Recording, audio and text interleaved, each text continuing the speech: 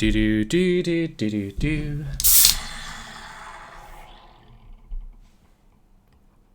I don't know if you heard that. That was the noise coming from inside this can of beer.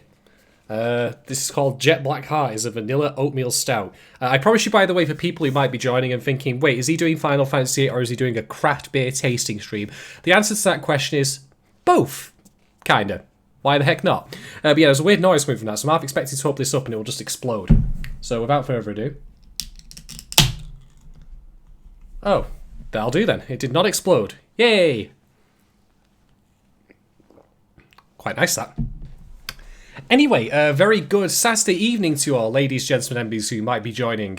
This is Final Fantasy VIII. It's part 9, and this is going to be pretty much entirely optional content for this stream, because boy howdy is there a lot of optional content that you can do after you get hold of the garden. Just for comparison, by the way, when you get the Tiny Bronco in Final Fantasy VII, I also apologise, I need to just correct the audio for a moment, so it won't be a second. When you get the Tiny Bronco in Final Fantasy VII, there isn't really much in the way of optional content at that particular point.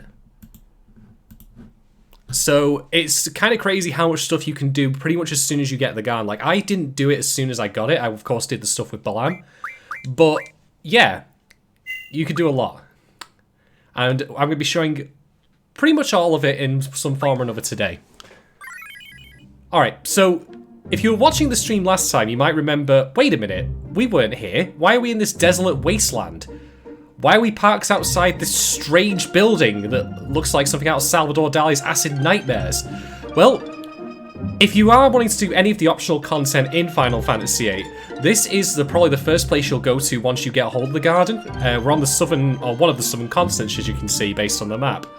So without further ado, let's pop inside. So, take note of the fact there's a timer in the top left.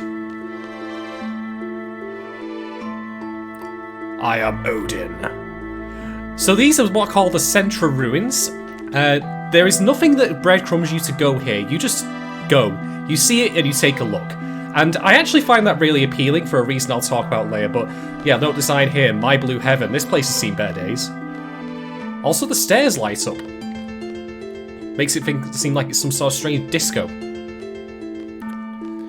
So, there are two things that you can get here that are quite worthwhile, although depending on who you ask, one of them is actually not worthwhile. But you are on a time limit, and if the timer runs out, you die. So just something to be aware of. But yeah, this is a Tombury. Remember these guys from Final Fantasy VII? Absolute jerks, these guys, honestly.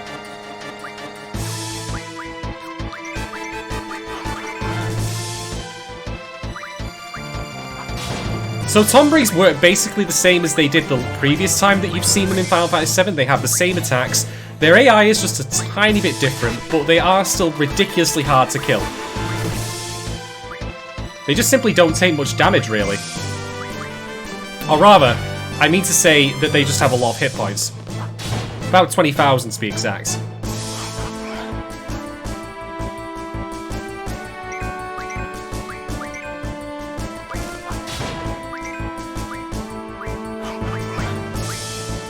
So like last time, they'll just keep moving towards you and eventually they'll get close and then they'll just hit you with the chef's knife, which will instantly kill you.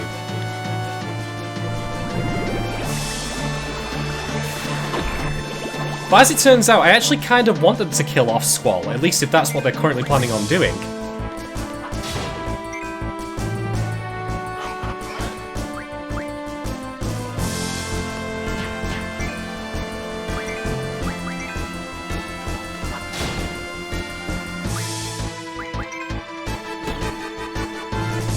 Oh, poor little dude.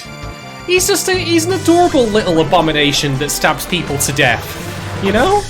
He's just a cute little guy. Bless.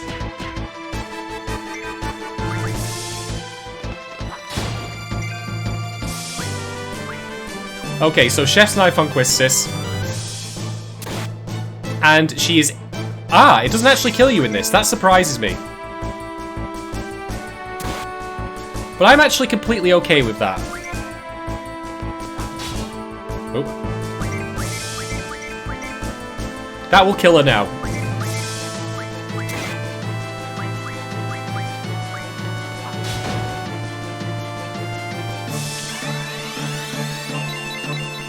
So yeah, in the previous game, Chef's Knife was actually an instant kill. I didn't realise it worked this way in this one. So it's a nice concession, I guess.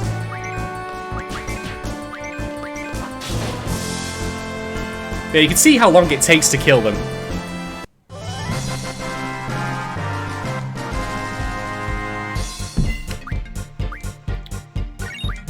But yeah, the rewards from killing them are terrible, to be honest. Like, you only get a minimal amount of AP.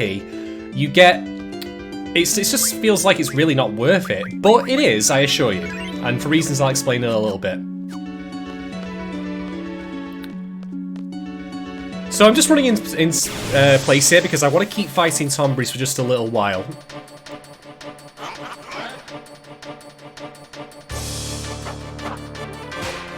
So how am I going to speed this up, you might ask? Well, Zell's got some pent-up frustration to take out on Squall, and I'm going to, you know, let him do that.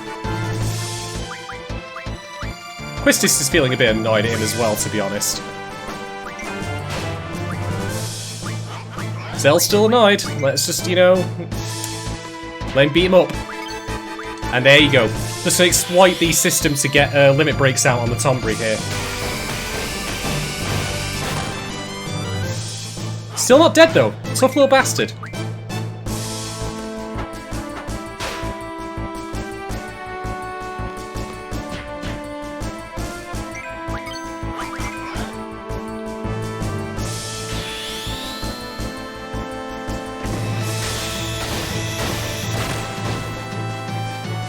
Nope, still not dead. You can see how much damage Squall's hitting for here, and this guy just simply will not drop. There we go.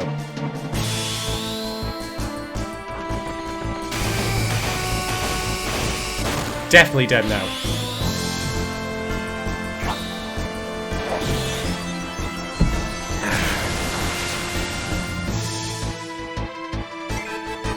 Night-night.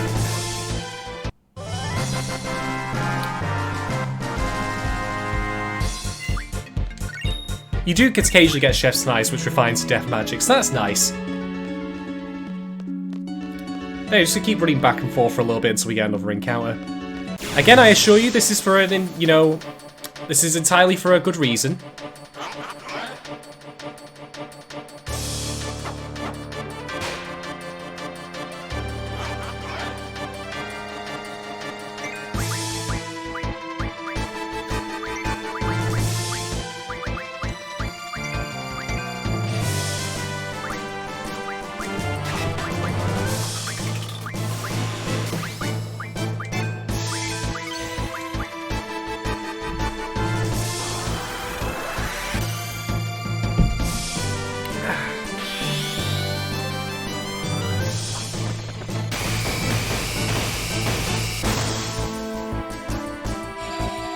Ah, so this is everyone's grudge. It's the same attack as in Final Fantasy VII. It is a counter attack that is used randomly, and oh my, will it do a lot of damage.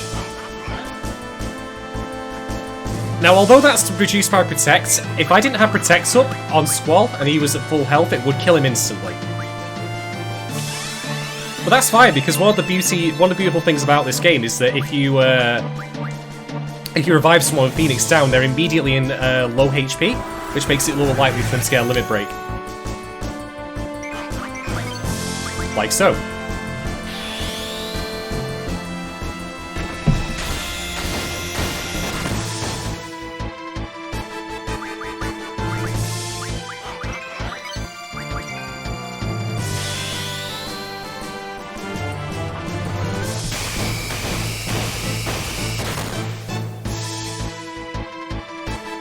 Night-night, Sombry.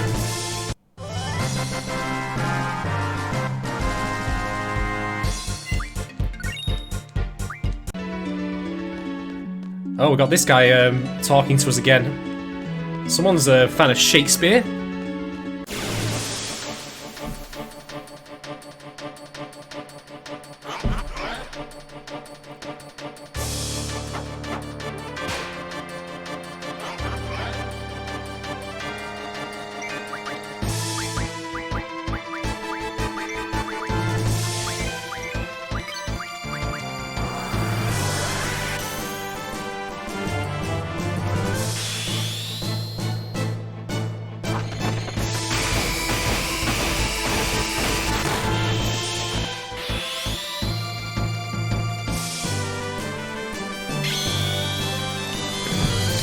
So the reason I'm doing this is because if you actually kill 20 Tombreys in this zone, you get something special. But I'll let you on a little secret here. I've done most of this off screen already. I didn't want to boy set by killing 20 Tombreys back to back because that would be terrible. No one wants to see that. Don't cast haste on the Tombrey, that would be terrible. The counter, by the way, or rather the timer on the top left, if you exit this place and come back, it does reset. But the counter for the number of Tombreys you kill to trigger this special event does not. So you can kill like 5, come back. He hasn't appeared yet, which is a bit weird, because I tested this off screen and it was working fine. How odd.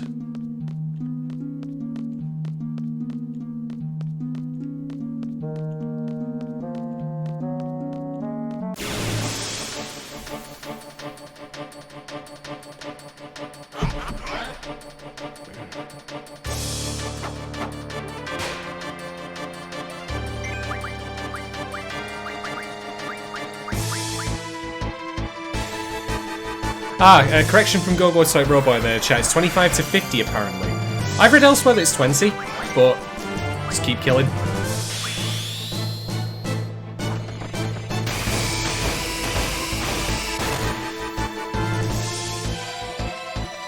Well, best fire up that Phoenix down.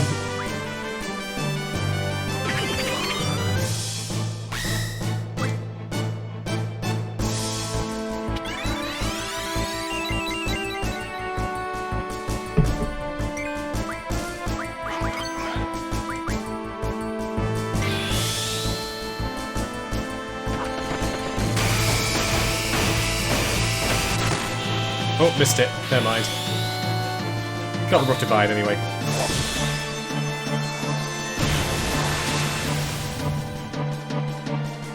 Splat.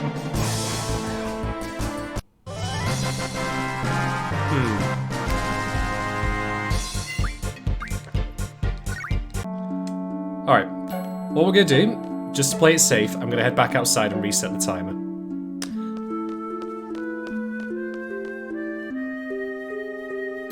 By the way, if you leave this place, the timer does reset, but you also get this message. Dishonorable wretch! Odin's pissed. Oh, did I say the person's name, by the way? Whoops, spoilers, sorry. Well, you know what? Just to keep things a bit fresh and interesting, I will actually just go straight to him, this gentleman. Why not? So this place has certainly seen better days, hasn't it?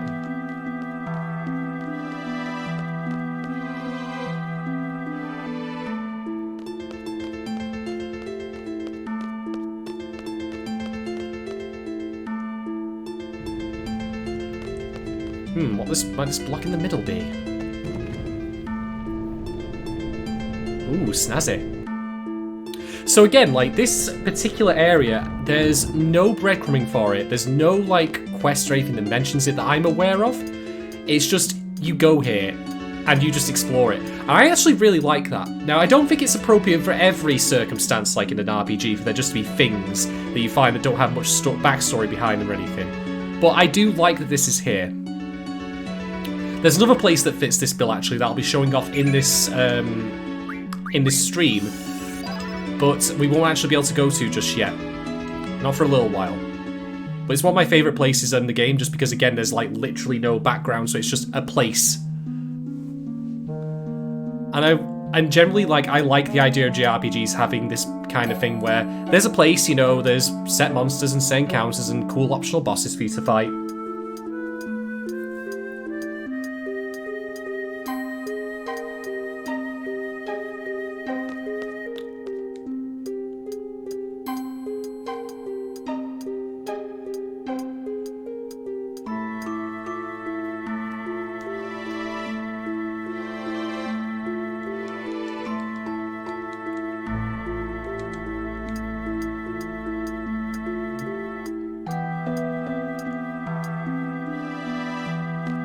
I will say, though, the fact that these are called the Central Ruins, like, it's not really quite as good as the Ancients from Final Fantasy VII. Like, they were much more integral to the plot, whereas these people were the same ones who built the gardens, but beyond that, like, there's not really much, like, relevance to them.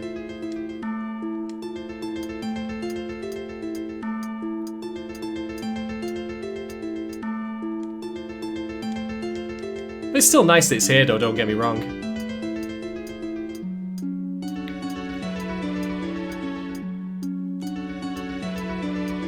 I also like the fact there's no explanation for the timer when you get in here.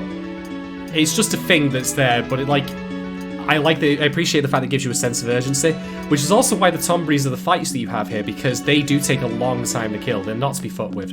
But yeah, pressing X on that causes this stairway to open up. Just gonna circle round. Can't go there. Might as well keep climbing. But look, there's a missing jewel. From that statue. How curious.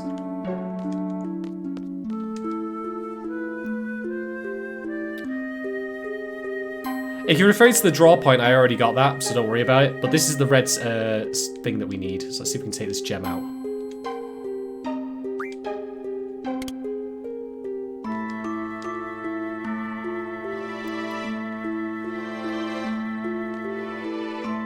Can't circle around, so we'll just pop back down here.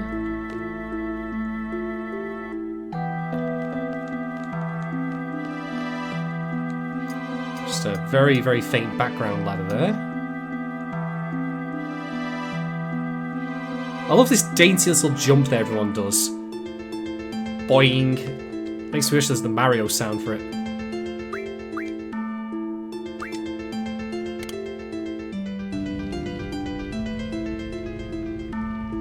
Oh no.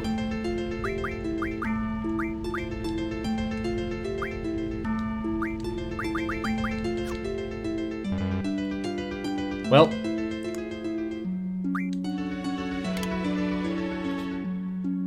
So we'll take out both the eyes here. And we're actually going to go back up to the statue we were at the beginning. Bear in mind, by the way, that I'm doing this with no encounters on at the moment. Which can leave things a bit leery on the time limit. Also, this is really annoying. I did not mean for them to go back up. Never mind. Let's try that again. Boing. It's quite funny, that animation, though. There we go. Alright. By the way, if you happen to have Diablos' encounter none, this is incredibly useful, this area, if you want to do the time limit.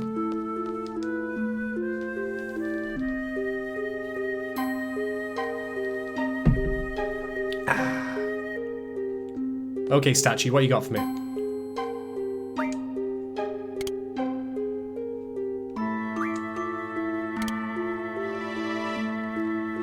$98939.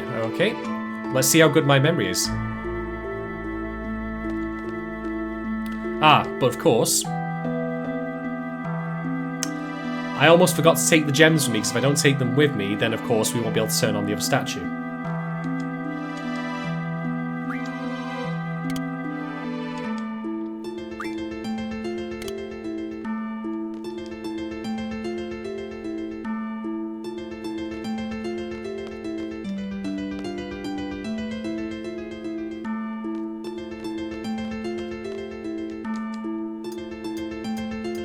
I don't believe that code is fixed, by the way, so it does change for each person who plays the game.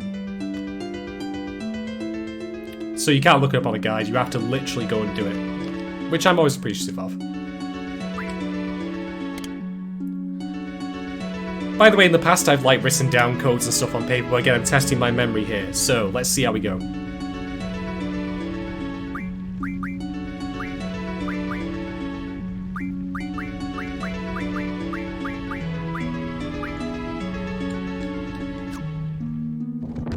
Yay, I'm not senile yet.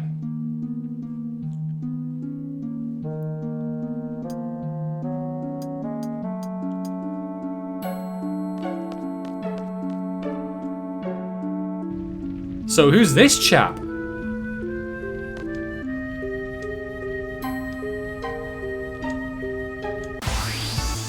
Optional boss time. So this is Odin. You might remember Odin was a guardian force from 7, another actually optional as well, as it turns out. So here's the thing. Odin doesn't actually do anything in this fight. At all. But if the timer runs out, he will instantly kill you. All of your party members, no questions asked. But you can see he really doesn't have a lot of hit points. He has half or less than half of that of an actual Tombury. So I'm just gonna, you know, see if we can mug anything for him to start with. Mostly because Squall's Limit Break will kill him instantly. You've seen how much damage the Squall's Limit Break did to the Tombury, so I'm not worried in the slightest about beating him in time. But yeah, you want that. That allows you to junction luck to a status. So, one other thing as well, he also has some special magic that we don't currently have yet. He has the triple magic, which allows you to cast 3 spells in a single turn. Triple is also one of the best magics to junction in the entire game. But because of the rules I've got, which is I don't use a magic beyond the, you know, the disc it's in, you know, try and keep things on a curve, I'm not going to draw that magic now. We're going to be able to get it quite easily later anyway, so we'll just call it good night.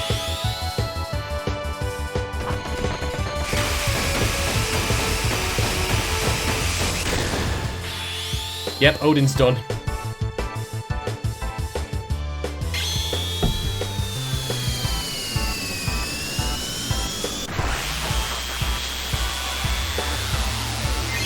Not even worried. But yeah, I'm obviously doing this under kind of perfect conditions, so I've turned random encounters off. So, and I've also junctioned my stuff quite well to boot. Yep, he's dropped his sword. You get Odin's card, of course, and 20 AP, which is always nice. So with that, the timer is now finished. No, there's no, just to answer your question, Cloud, there's no bonus finish with time left because the timer is literally a death timer. If you do not get to Odin and beat him before the timer is up, be it in the world map, in the map out here, or just by fighting him, you will game over. The bonus of finishing is that you can continue playing, basically.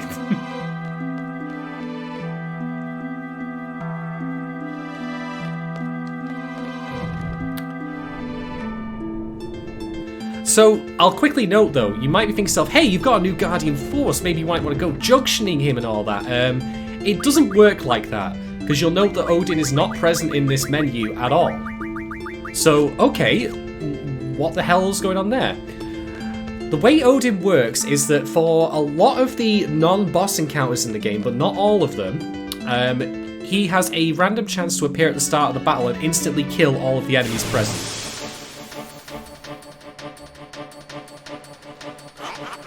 So that's nice, but getting Odin also unlocks something else later in the game that we will see that's probably one of the coolest things in the game, but I'm not going to spoil it because I just want it to be a surprise.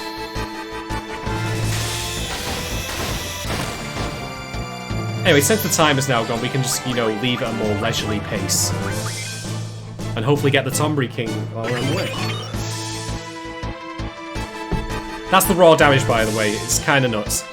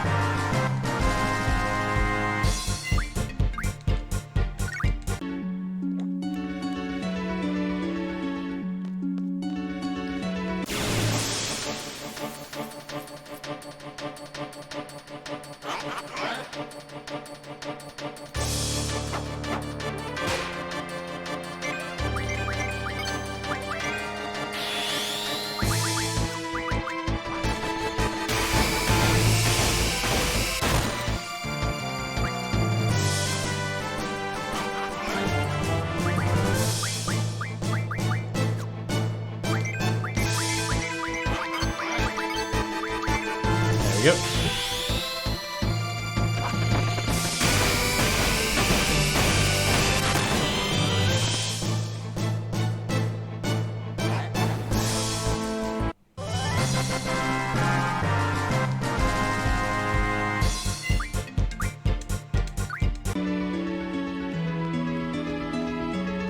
As it happens, by the way, there are actually other Guardian forces that work like Odin that aren't ones that you can junction, but you have to summon via other means.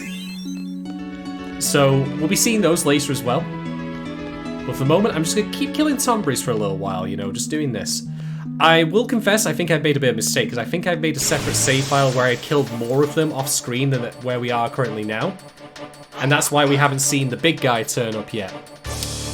But that's fine.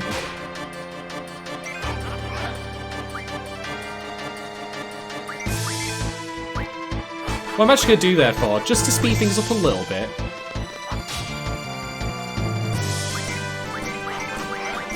and also make things a bit more interesting, is to do this.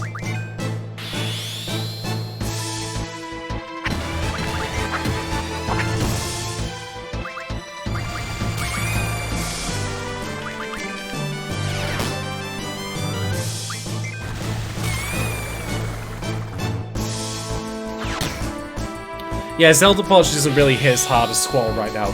Although, Zell's Limit Break is still the best in the game, as it turns out. You just have to be very specific about how you use it.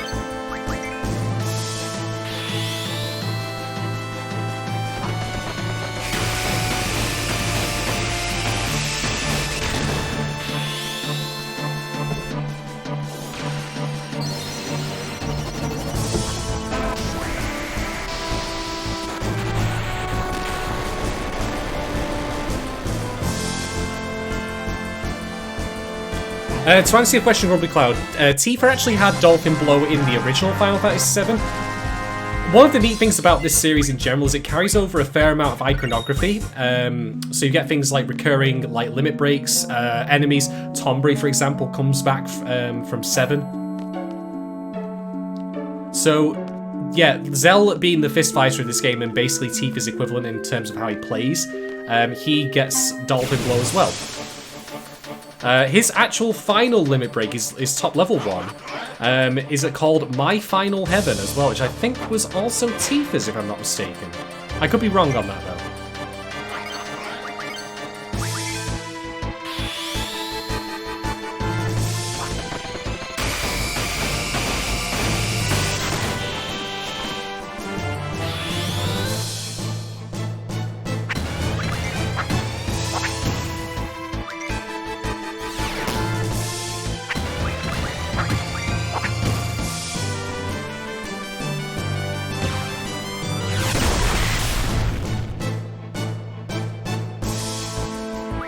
The reason, by the way, that Meteor Strike did so much damage there is it's actually based, I believe, on a portion of the target's health.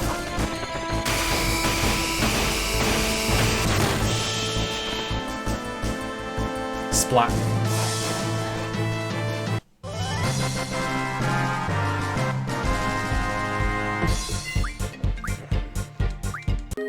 Oh, before I forget, since we did get a new card, we might as well have a look at it.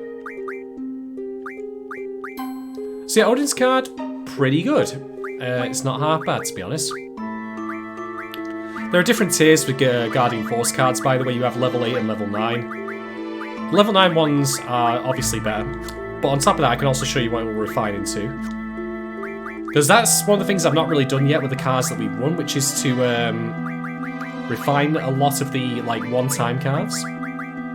So you can get 100 Dead Spirits. So I think refines is Death Magic, I believe. I'm not 100% sure.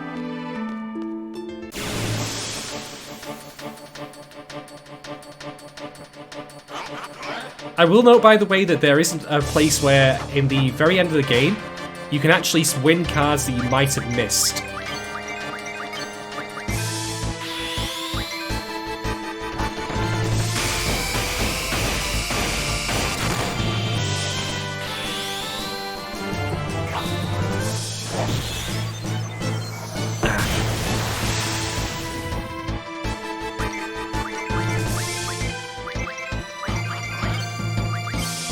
I suppose I should mention at this point, by the way, something about how Squall's Limit Break works, in that the finishing move you get is random, depending on the weapon he has.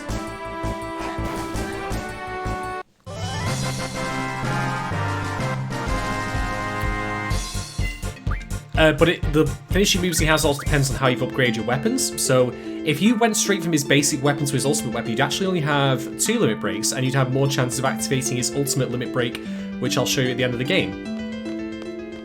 So it's actually, funny enough, in your best interest not to upgrade his weapon at all until you get the opportunity to upgrade it to its final form. Bit silly, but that's how it works.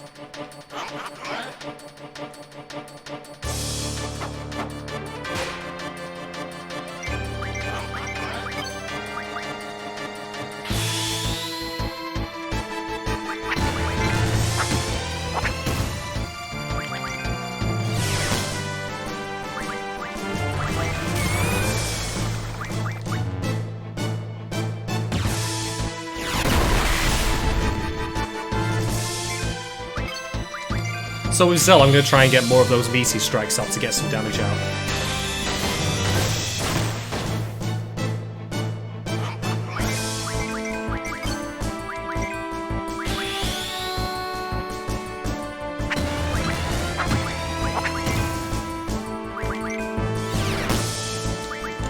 The inputs for Zell's Limit Break are not the easiest thing, by the way. They seem a bit wonky.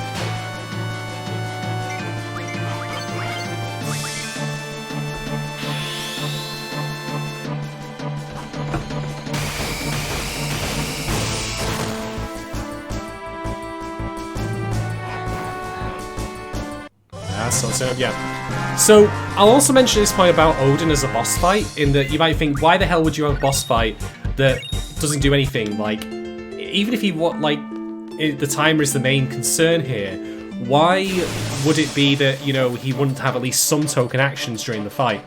Well, my theory is this. I think that the idea behind it is that, ooh, that's nice. My theory is that it's meant to be more of a test of how well you leveled up and junctioned your characters. It's what I'd call a DPS check, which is a term from MMOs, which just basically says, how good is your damage output? Can you do it in time?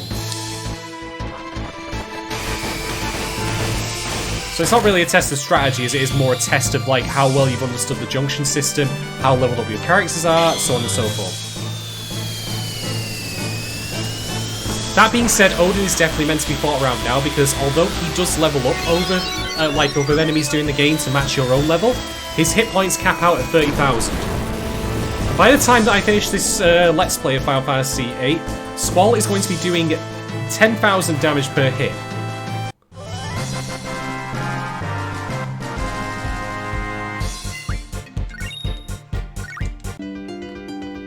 There is also another boss in the game, by the way, who we'll be seeing much later on, who follows this similar principle where they don't actually do anything, but have a timer of sorts. Not a timer in the top left of the screen, but rather they, excuse me, but rather they have a countdown to an attack that can kill your party, so you want to beat them before that happens.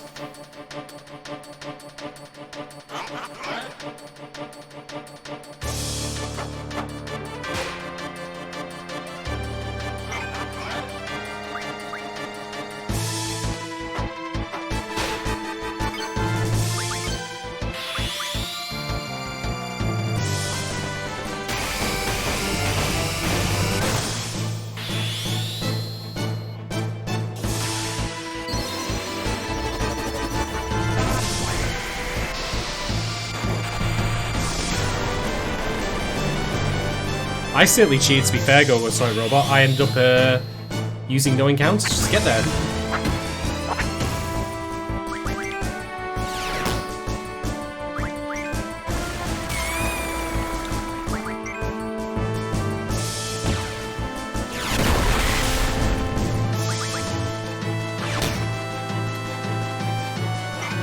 One thing I'll mention about Zell's Limit Break, by the way, you note there's a timer. Limit breaks in this game are affected by something called a crisis level.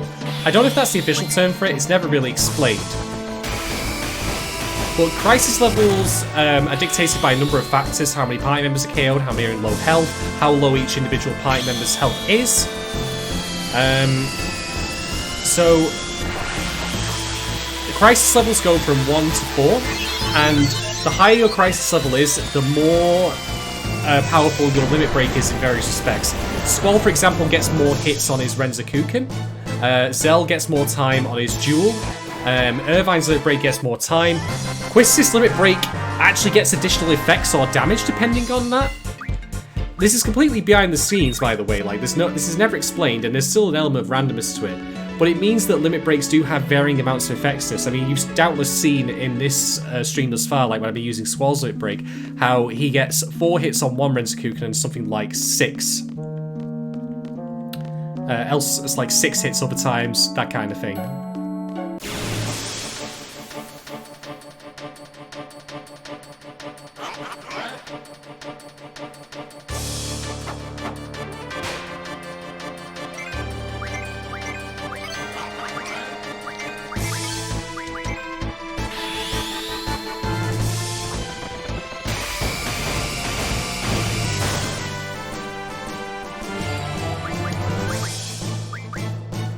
Gonna buffer that Phoenix down.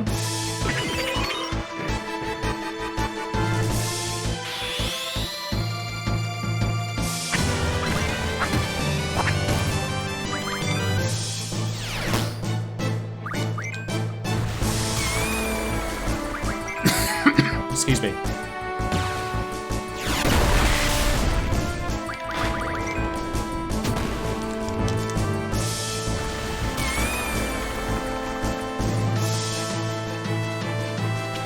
Aubrey's completely unfazed by being hit by a dolphin.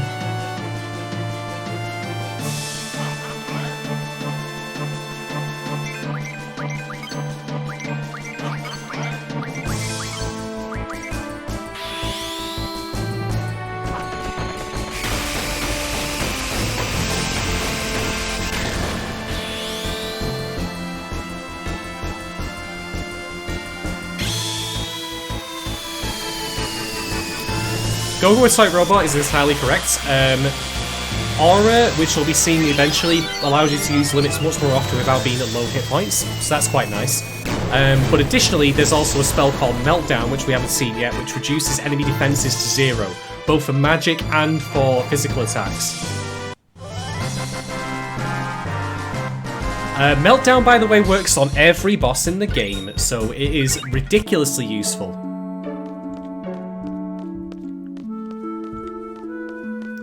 There's also a Guardian Force that can inflict the Meltdown effects, one that I never got as a kid because getting the items necessary for it was a ball ache, but yes, we will be seeing that eventually on stream.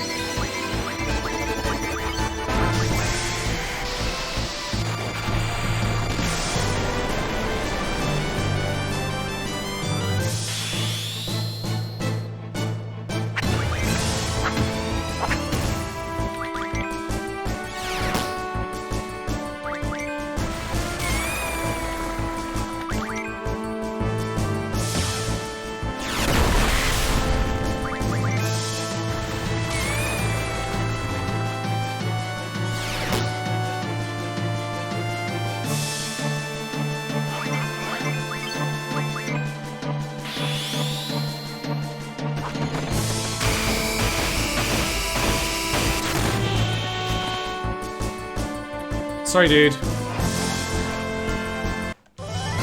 Yeah, I think what I've done here by accident is I've loaded the wrong save file, because I made a save file when I first arrived here, did all the off-screen killing of these bastards, and then made a separate save file. I clearly wasn't thinking straight. But since we're committed now, we might as well do it.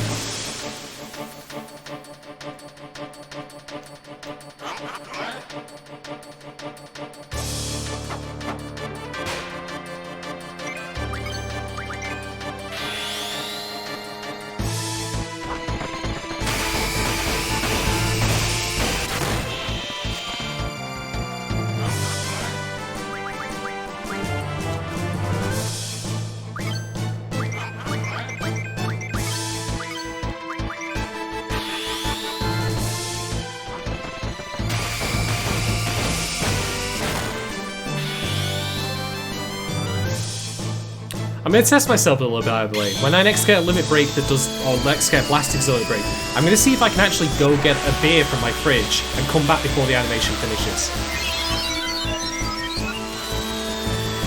I reckon it can be done is all I'm saying.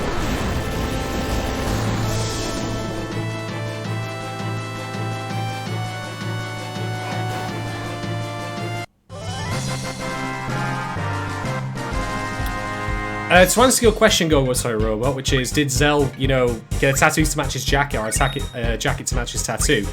I like to think he got them as part of a bundle deal. You know, they were selling them in the tattoo parlor that did that for him.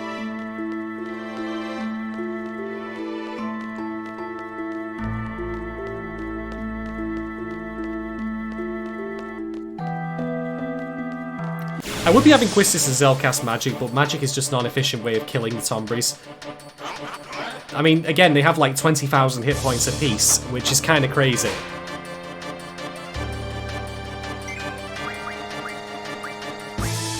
Speaking of which, since we're getting close to the limits for how many... Oh, there we go.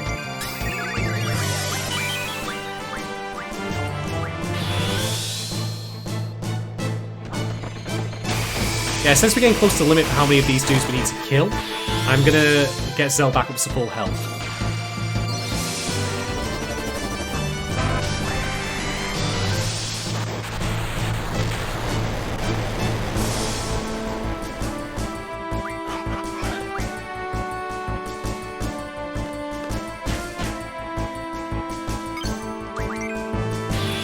The little green 0, by the way, is because Zell has Drain Magic junction to his attack.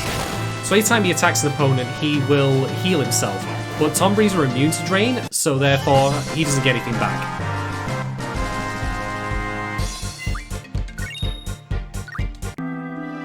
I apologise, by the way, for messing this up and subjecting you to this nonsense grind, but I really do definitely want to show off this particular optional boss here. Hopefully it doesn't take too much longer.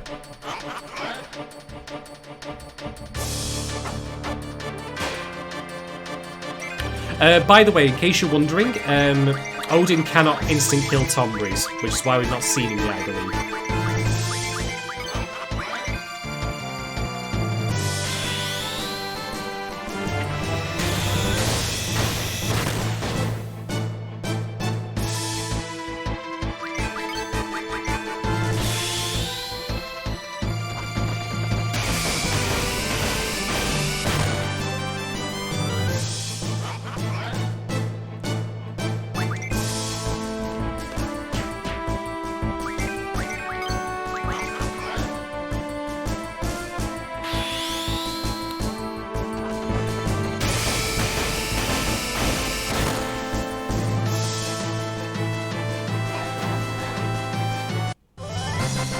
Well, that's the thing, Ruby Cloud, he is immune to death status effects, but there are enemies in the game who are immune to the death spell, but are not immune to Odin, as it turns out. The list of them is very, very few, actually, as it turns out, like maybe 6 enemy types in the entire game, and most of them are because they're scripted monsters, or scripted enemies.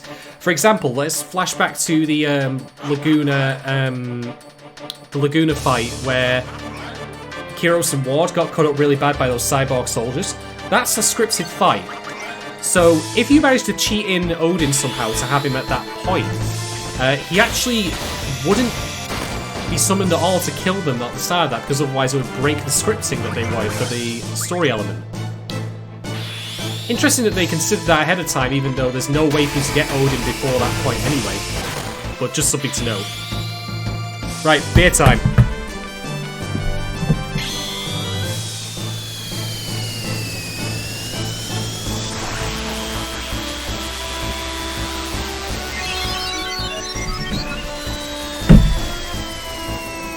I knew it. I told you I could do it.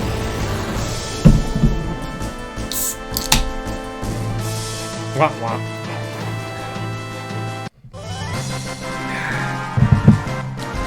This one, by the way, is a Northern Monk North Star. It is vanilla, cacao, and almond imperial stout. 9%. Quite nice.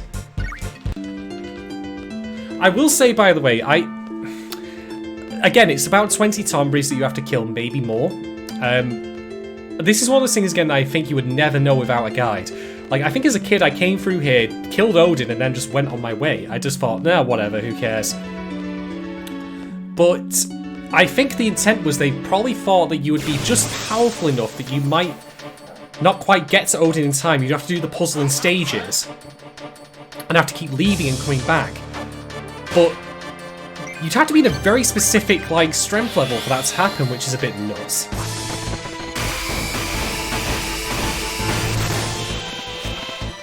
It's odd because, like, this game, it strikes me that they had an idea that it was possible to break it very early, but at the same time, they also didn't seem to plan for it in some places either. And again, how you'd know that is beyond me. I'm dropping all these triggers here. Whoops, that was pretty terrible of me. It is a very nice beer, actually. Oh, it's the big dude himself. Shit, I wasn't even paying attention. So yeah, this is the Tombry King. Gonna hail to the king here. Might as well get started on him. So yeah, he's a big dude with a crown.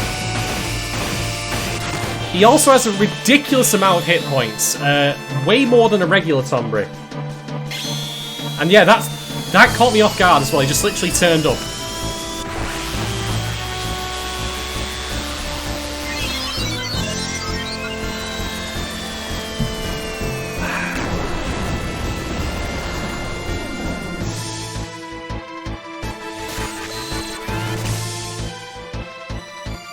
He's at least kind enough to give us healing magic.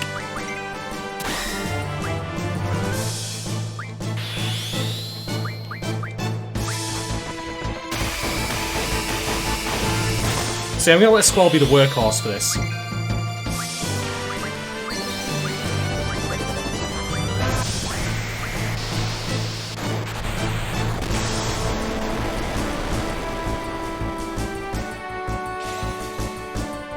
So Tombry King doesn't have the same attacks as his... What? Did I miss something there?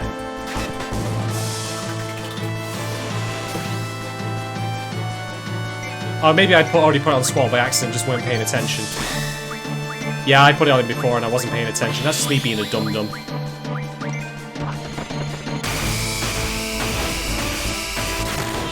God, my timings are off. How strange. Anyway.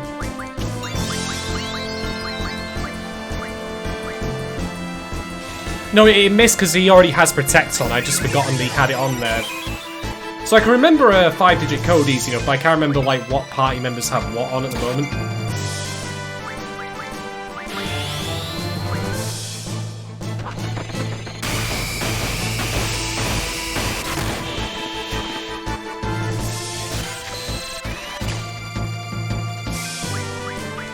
Yeah, that's one thing that these games of this era didn't do, which was like to track who's got what on this, as far as status effects are concerned.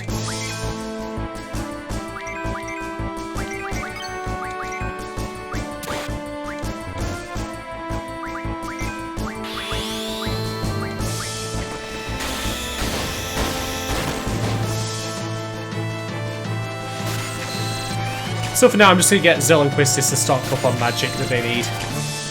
It'll all come in useful later.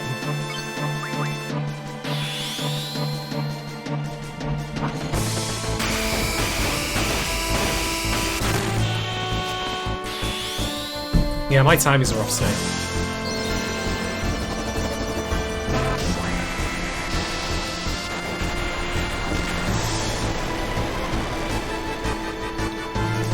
In fact, before we off him...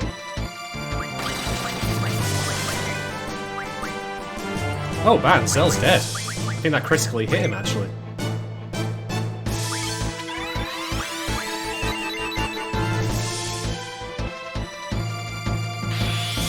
I love how he gets with staggers around like he's really drunk.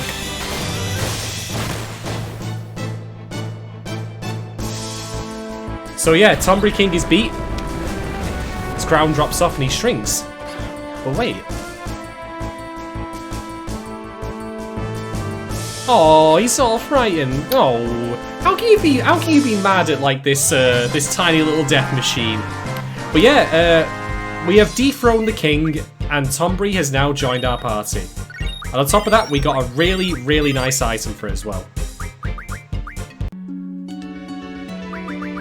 So, that's that. We now have Tombury. Tombury, as far as GFs go, he has some of the best abilities in the game. He's not great as a GF to summon. But he is, however, very, very good for doing a couple of different things. So, I'm going to firstly get him to learn the familiar ability. I'll note, by the way, as well, that he also has the ability to level enemies up and down. So, you might wonder why that's useful. Well, first off, it turns out that in this game, enemies drop different items depending on what level they are. So as they level up, they drop different things. But you do actually still want some rare items from low-level enemies. If you level them down, you can actually steal those items from them. Alright, we're done here anyway, so screw it. Yes, you can escape from the Tombury fight.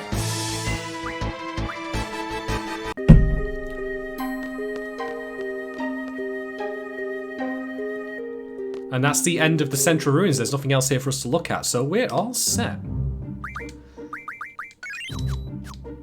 Alright, so before anything else, I'm just going to junction Tombury. Because we want, of course, get him starting to level up. So Tombury gives you evasion plus 30 and luck plus 50, which is really nice. He also has the level down, level up, of course. I'm not going to be using any of those quite yet, but I just want to make sure that he is, of course, junctioned so we can have that ready. We also, as you might recall, got ourselves a luck junction scroll. Let's sort this. Yep, there we go.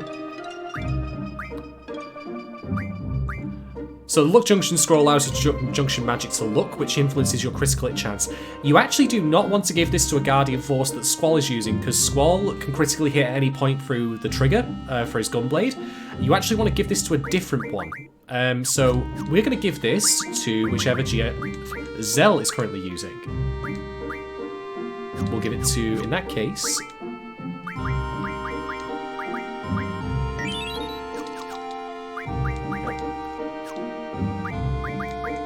So you can see now we can junction magic to Zell's luck. Luck does not get increased quite a lot, to be honest, by junctions. But it's still nice to have. So we'll junction Debbie to it, because why not?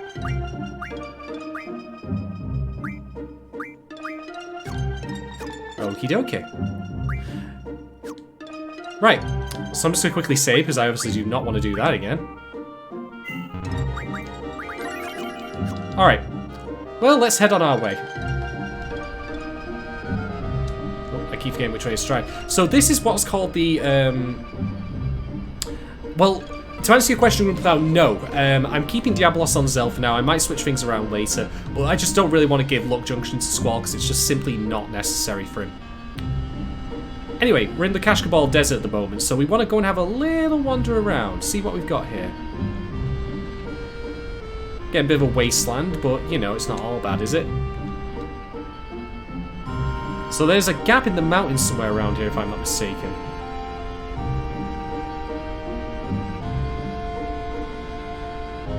Let's see on the beach there, so... God, we almost end up running into the Central Ruins. We don't want to do that. And kind of badly. So yeah, this Southern Continent is one of the first places you can start exploring.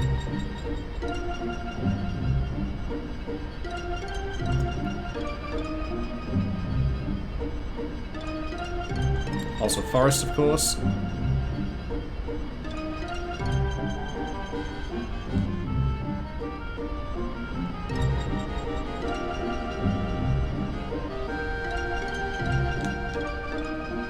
Check our map. Right, we're not where we need to be. So I'm just trying to recall where to go, because we specifically want to go to a desert place. I'm just trying to remember how to get there.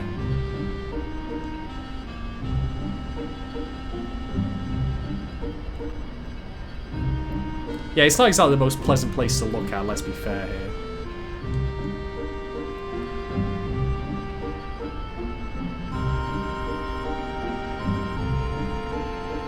Alright, we'll take to the water for the moment, why not?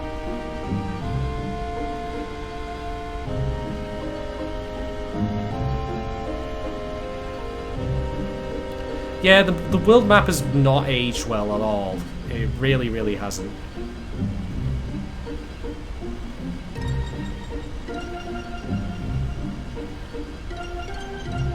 So there's a couple of different places we're going to visit today. One of which is going to be, spoiler ahead of time, you might recall that there was the town that Laguna lived in. And that town was Windhill. That's now open to us as well, thanks to the world map having opened.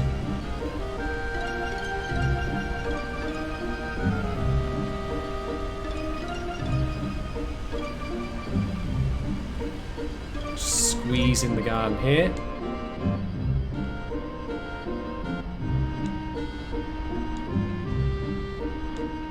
So, the garden cannot proceed through this little pass, but we can.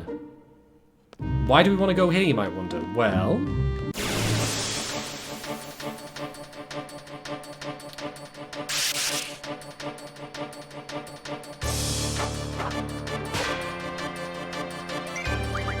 just have Squall kill this dude off. Yeah, that just gives you an idea, by the way, of how strong Tombreys are, in that regular enemies who are still Squall's level at this point die to one hit from him. And just for the sake of speed, I'm going to turn off random encounters so I can show you where we're going. So we've got a forest, blah-de-blah-de-blah.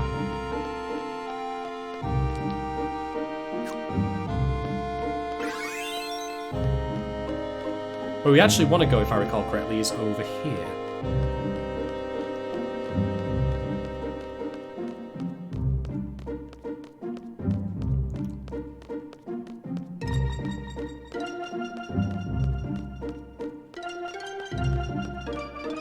Some planes, yeah.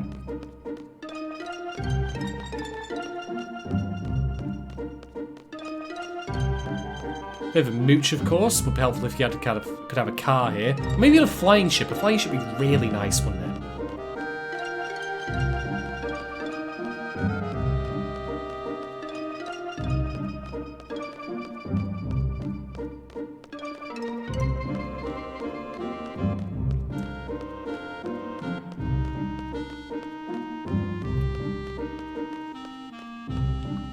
See what we've got.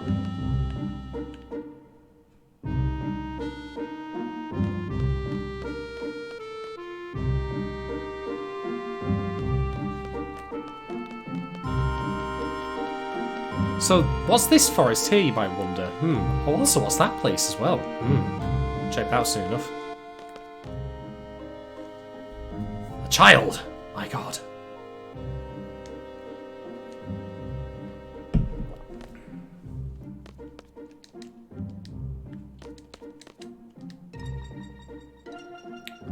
So, chocobo forests are a thing. And the thing is, right, chocobo breeding was a big thing in the original, in the original game, in Final Fantasy VII.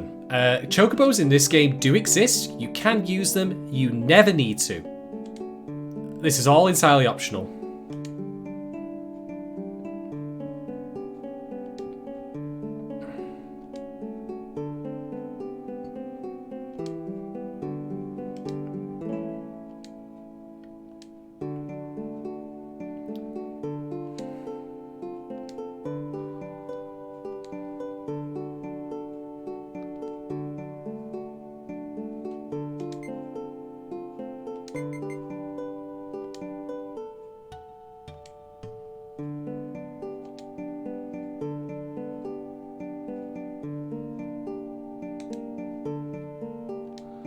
Oh boy. So, this is a puzzle, and it's quite the thing. Also, where the hell's the entrance to it? There it is. So we've got to essentially get one chocobo on the ground. Wait, where the hell do I go in from here? It's a bit confused. Ah, of course.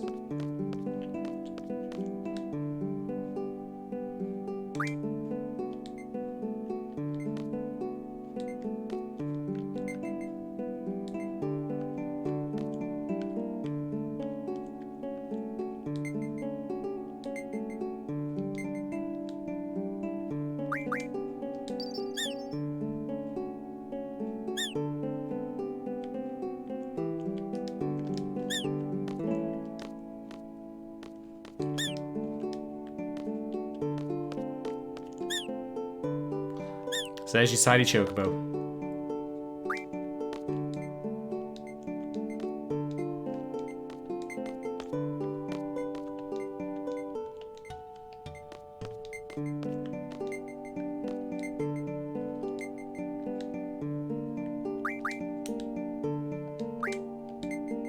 Oh, picked the wrong thing.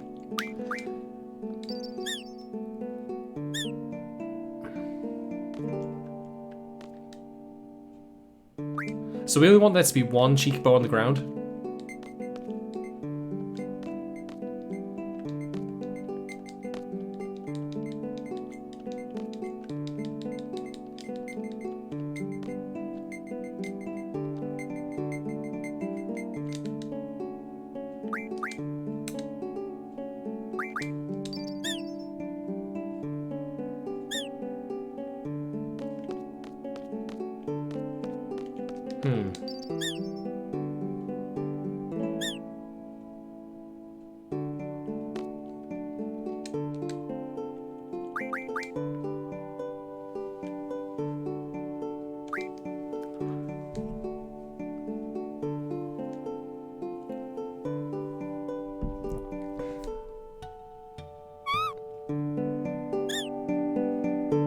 Yeah, I couldn't be bothered with that, to be quite honest.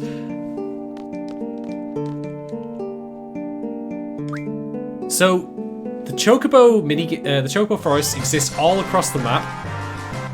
There's actually 8 of them. You need to complete all of them in order to actually get a special prize, which you kind of need.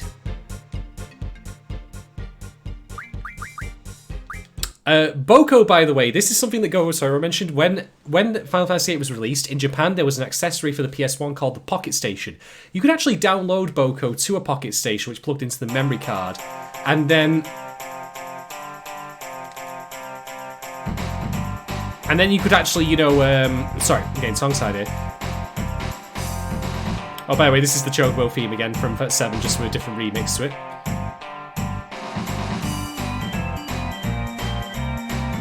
So that's nice. It's good to have this theme back. Also, let's play on freeze-time speed. Woo! Look at him go! You don't get encounters while on the Chocobo, of course. So anyway, the point I was going to make was that you could actually download Boko to that Pocket Station. It was kind of like a Tamagotchi. It's a little portable game you could play. You could feed it, look after it, take care of it. And then what you could then do is you could then actually re-upload Boko to your PS1, to your Final Fantasy save file. And you could therefore summon him in battles. It never got released outside Japan. So, wah wah. But yeah, the Chocobo's alright. This is probably the first time I've actually summoned one in a game, by the way, I should know. So, I'm at this desert now, and there's a reason I'm here, which is I actually need to find... Oh, by the way, look at this. Look at this tiny island over here. Do you see that? There it is. There's a cactus sprouting up there. I wonder what that might be. We can't unfortunately do anything with that right now, but we will be able to eventually. So, yeah, the Chocobo runs off, and then that's that kind of that. So, it's nice and all. We will actually need one later. But in the meantime, we've got this giant sandworm!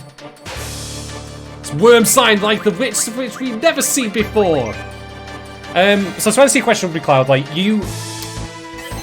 I actually don't know how the minigame of the Chocobo works, it's just silly. You've got to try and only have one Chocobo at a time, but it's just annoying.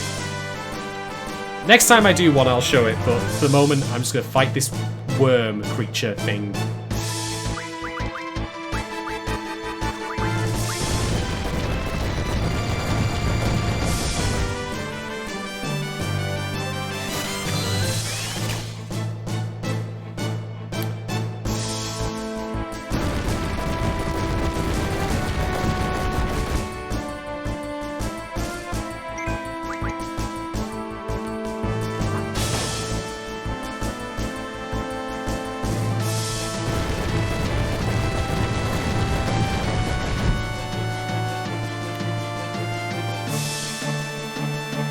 Oh, right. To answer your question, Cloud, like, what I'm saying is that I'm going to be doing all 8 Chocobo forests, mostly off screen, pretty much. Because if you complete all 8, you get a prize, and we need the prize for a different quest. That's it. It's not a special minigame separate from what you've seen. It's just so we can get something that I need to continue a different quest that we're going to be doing.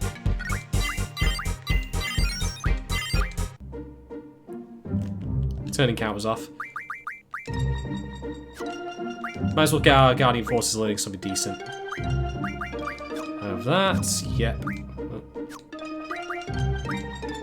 Yeah, get him on. Yep.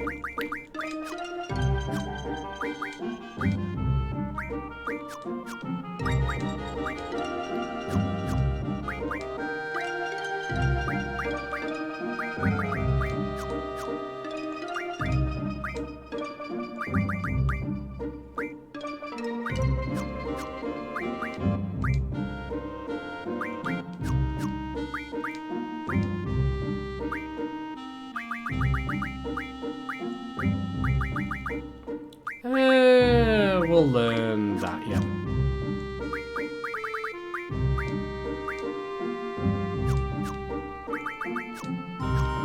Alright, so Go-Go Toy Robot mentioned something there that's really interesting. I'm going to try it out.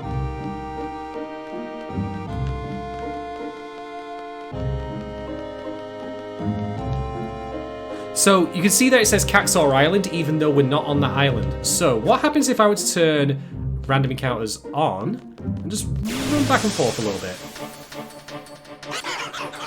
Oh my god! It's little cactus creatures! I'm actually going to run away from this fight, and I'll tell you why. 1, I haven't healed. 2, cactus will kill you pretty quick. But we do want to fight them. And for that, I'm going to need to do something very specific as well, which is...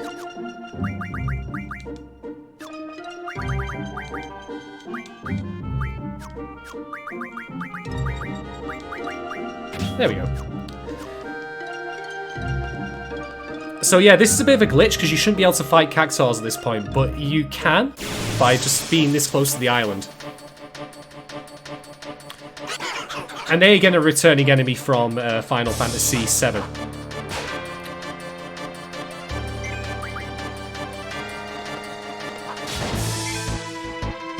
And just look how he falls over. Oh.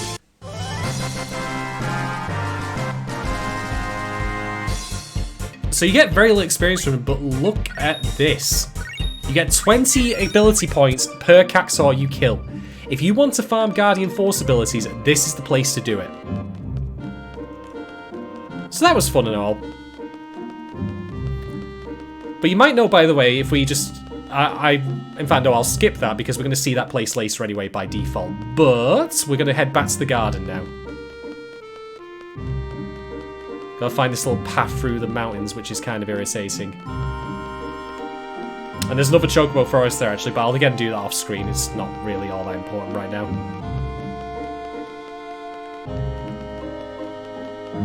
There's the pathway.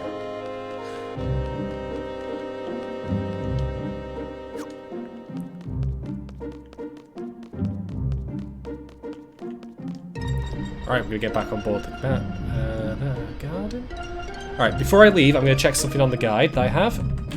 Reason being, we have something that we need to do before we leave here, and I just want to find out where we go.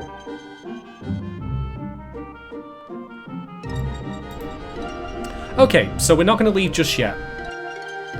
I was a little mistaken in where exactly I was meant to be going here, but now I remember. So you might recall that there was that desert, of course.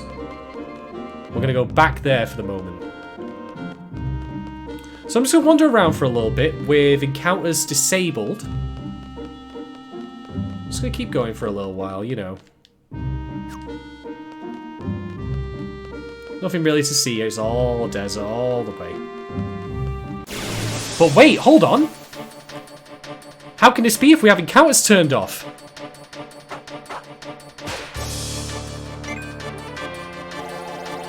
My God!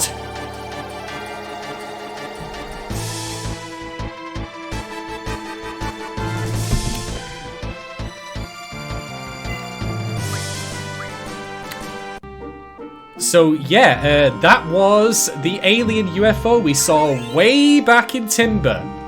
At the desert, at the beach around Timber specifically. So yeah, that dude's appeared again. Wonder if that'll be relevant later. But anyway. Alright, we're gonna hop in the garden. Let's get going to another location.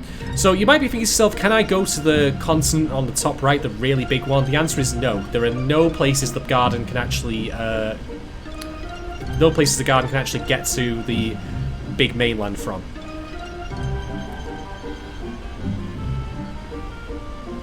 You can see it's all just cliffs pretty much all the way.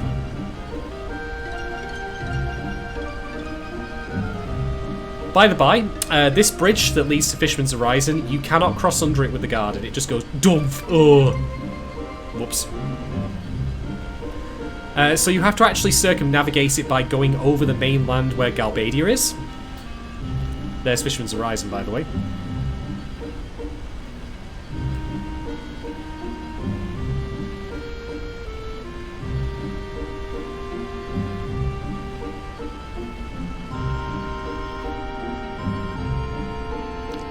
Can we make it? Yeah, you can. So you can get airtime with the garden if you want, which is kind of silly, but it's fun. Why not? So we want to go to Win Hill, which you might recall was the place where Laguna, was hiding out previously. So we're just gonna go over here, just ignore the trains, it'll be fine.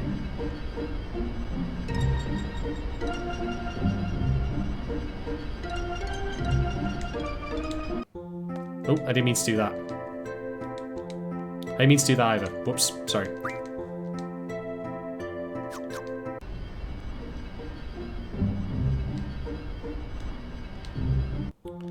I can never remember the bloody bus and scout the damn garden. Alright, let's try that again. There, oh, no. Yeah, it wasn't letting me go do it because it was that close, but this is Win Hill. So if you enter Win Hill from the south, then you end up back where Laguna was previously. Anyway. So you can just buy items there, usual stuff. Just restock on some Phoenix Downs. By the way, you might know I have a lot of money. That was me using the infinite money exploit off screen. So yeah, there are seeds here.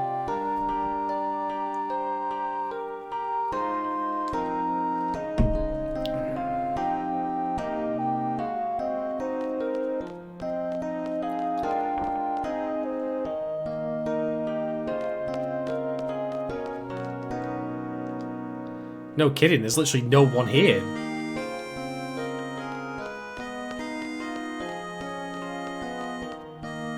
Also, it's the flower restaurant.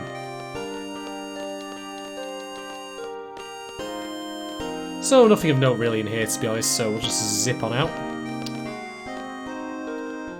But yeah, we got different music for Win Hill this time around.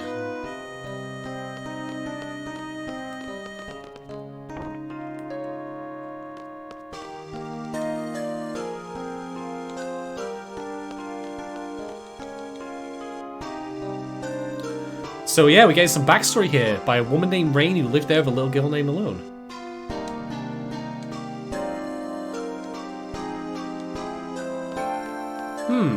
So we know obviously that Alone isn't here anymore, but what happened to Rain is a question. Let's go find out.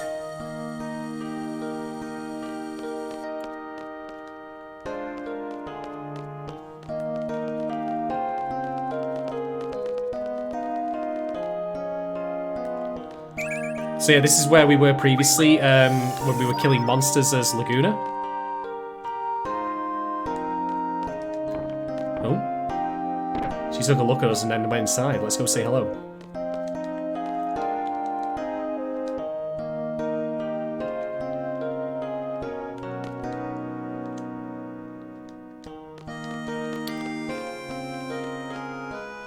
So Win Hill's pretty chill.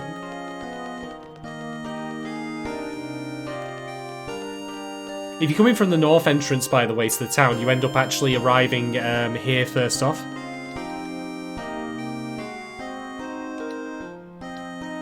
That kid appears to have a Moogle doll, by the way.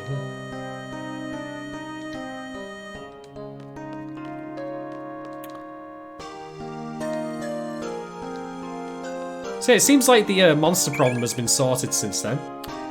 We do want Dispel magic, by the way, because we're going to need that for certain fights in the future. It just removes any beneficial status effects. But yeah, that's your exit out to the main, out to the world there. So you might recall that these houses here were where Alone and Laguna live. So hey, why don't we go check them all out? Still got the bullet holes and everything.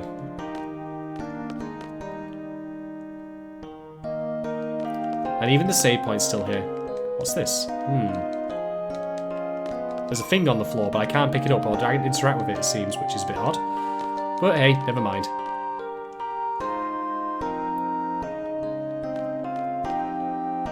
I actually think that's something that's part of a side quest we'll be doing in a little bit. But let's go over here to the restaurant where Rain works. Nobody home.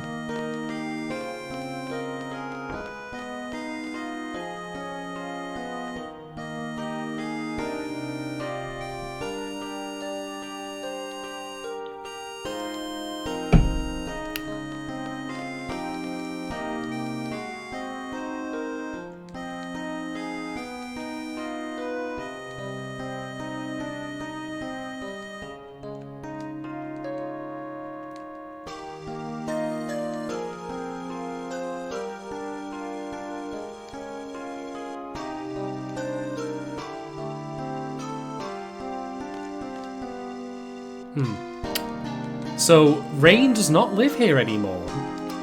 But all of the dialogue we've seen thus far from the various townspeople, like, it doesn't seem like anything good's happened. What happened to her, I wonder?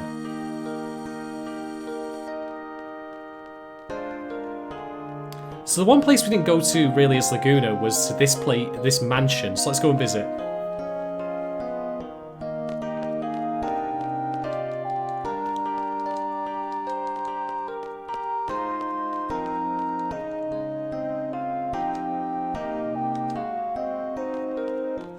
Missing vase.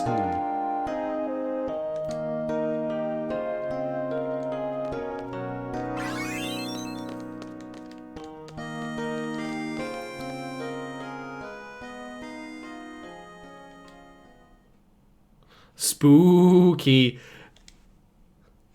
So yeah, Quistis pretended to be a ghost just to take the piss out of Zell, which is great. You can have that happen, by the way, if you have Irvi in the party as well.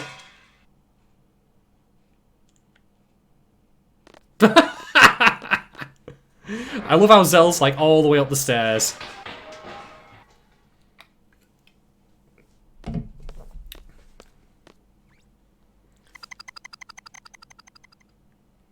Oh.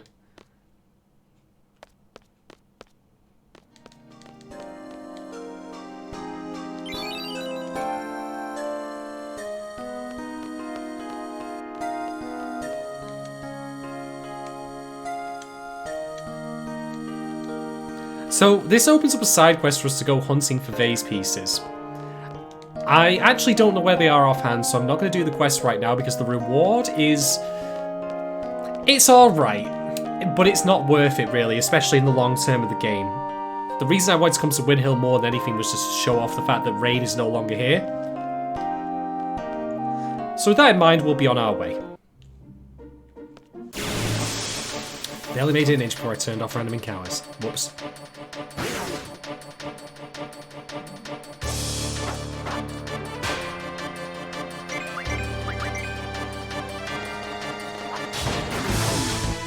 Down in one.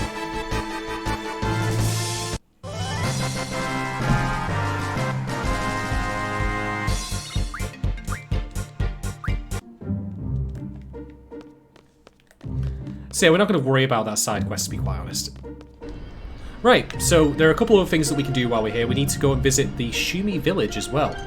Where's that? I'm going to find out in just a moment. So turn on 3 times speed, get things really, really going. Oh, almost made it over. Never mind.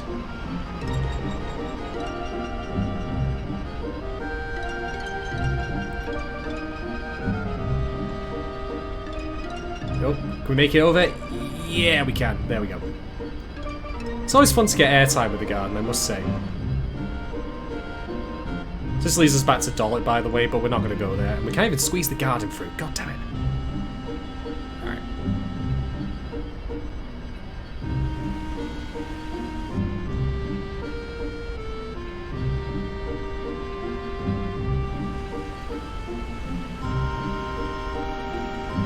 So yeah, we're heading up to the chilly north here. No northern crater for us this time around, though.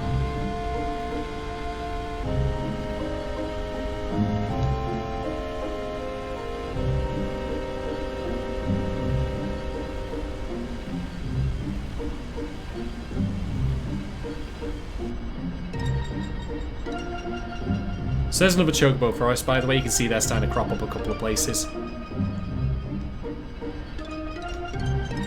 Nope, almost made it through, but never mind.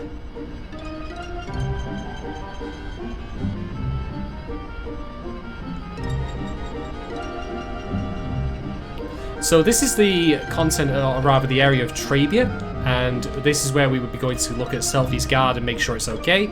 But we're not going to do that because why would we? Not right yet, anyway. We know we'll get around to it eventually.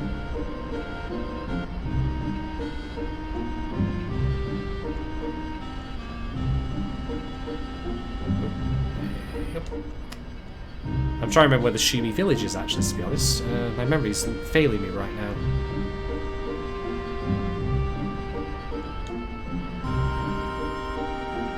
Oh, there's a crater here.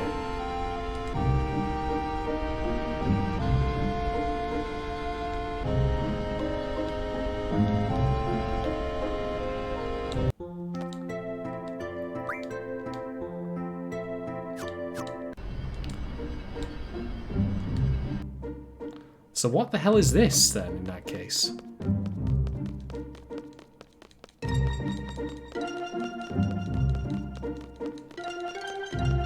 Yeah, I needed to not like that.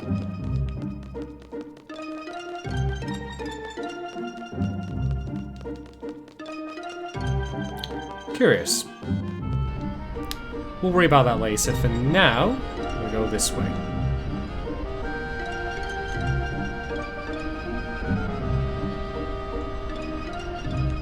So you're just going to drift the garden on there.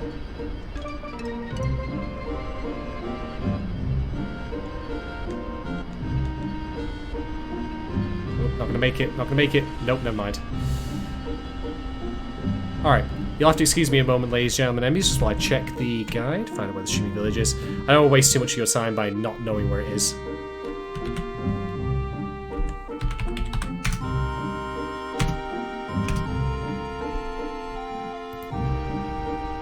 Ah, it's on the completely opposite side of the world map. How silly of me. Well, fair enough then.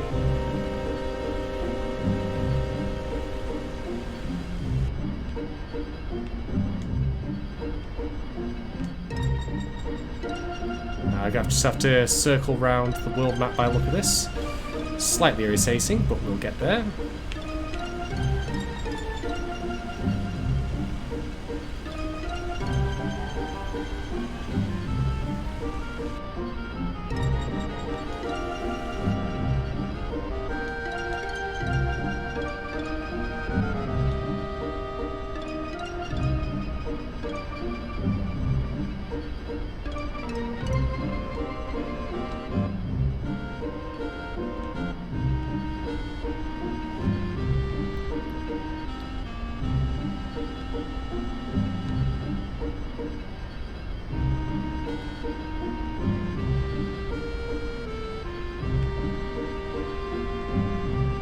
So what we're looking for is an igloo-shaped structure, apparently. I'm just still not quite sure where it is, to be honest.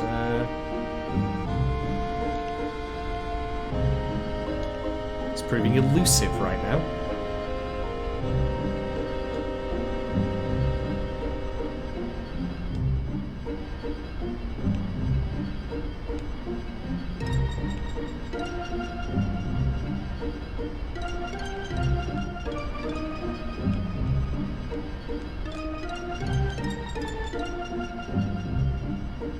Right, let's see if we drift the garden over here. No, we can't. Whoops. That did not go well. Never mind.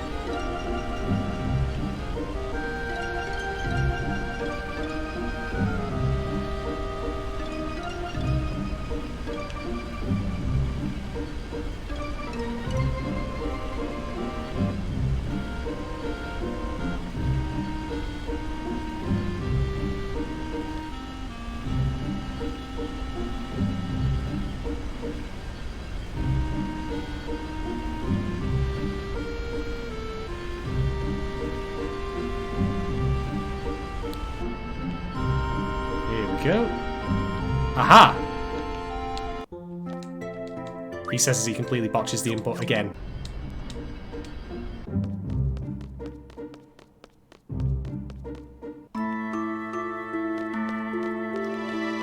So what's this unusual place?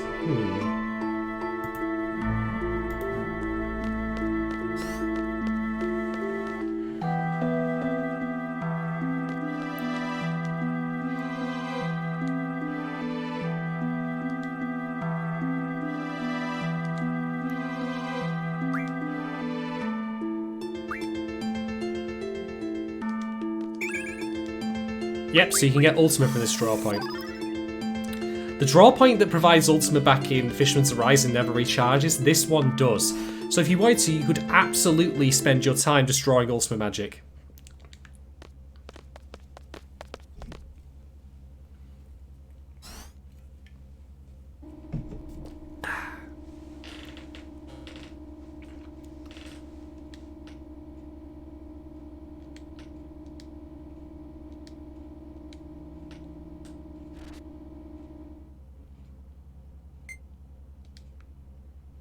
Pretty fancy place, it seems.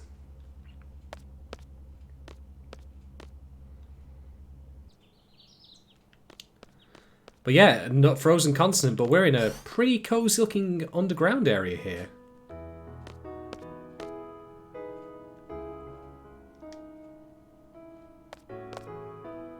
By the way, the music that Squall's referring to, this is an instrumental version of Eyes on Me.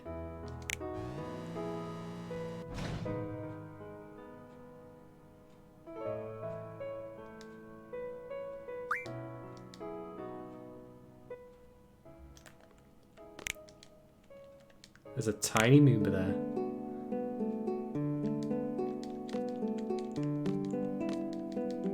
See if we can get to play the music there, that's quite cute.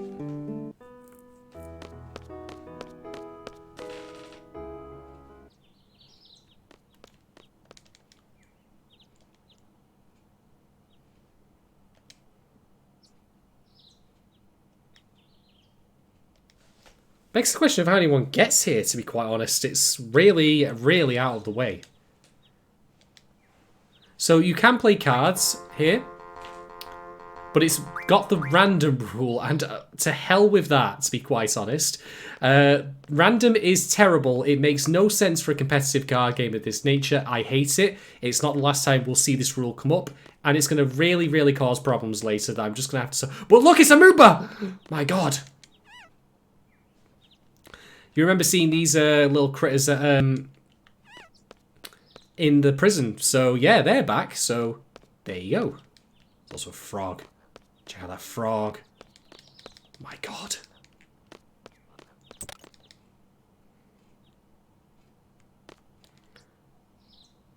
And look, even Timber Maniacs get circulated out here.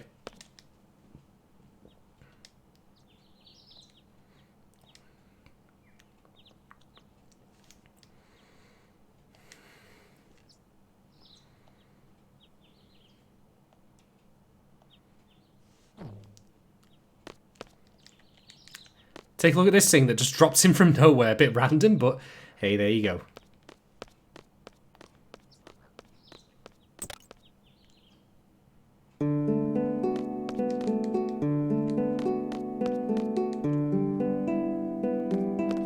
So, check this out. This is a statue of Laguna.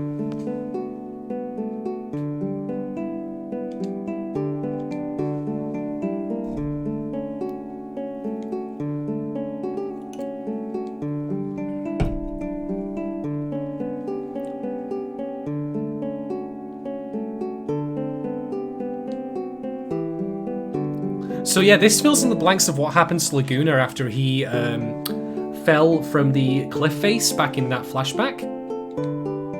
It looks like he actually got separated from Kiros and Ward.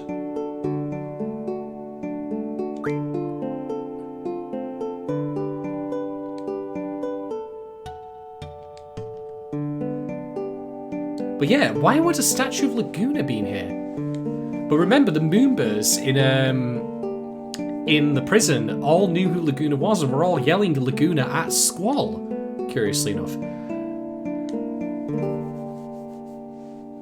But yeah, the Shumis all evolve into one form or another through various points of their lives, and the Moomba is one of them.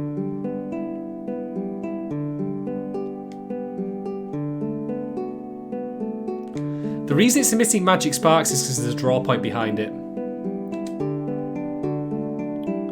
Zell, you and your big mouth, I thought you learned. I thought you learned from when, you know, you literally mouthed on national television, hey, we're from this place. Fucking idiot.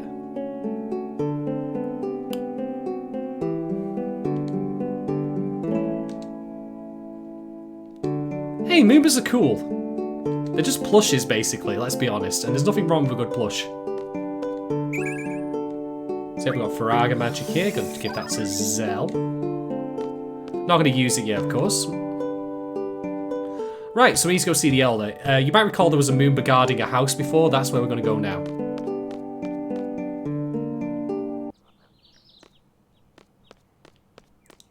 Ribbit. See, I see you there, Frog. I see you.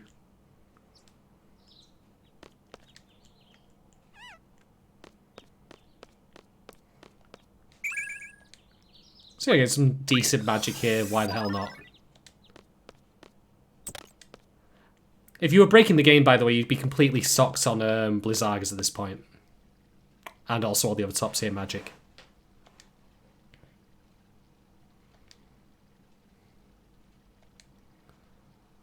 "17 years ago? Why does it keep coming up that all of the events we're hearing about seem to be before, you know, like, any of our characters were born? Bit odd, that.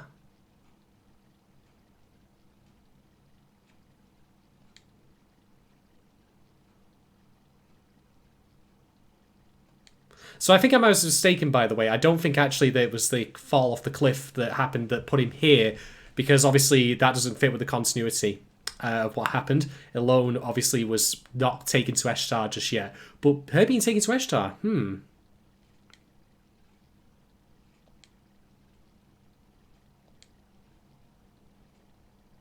Yeah, we know. Very relatable.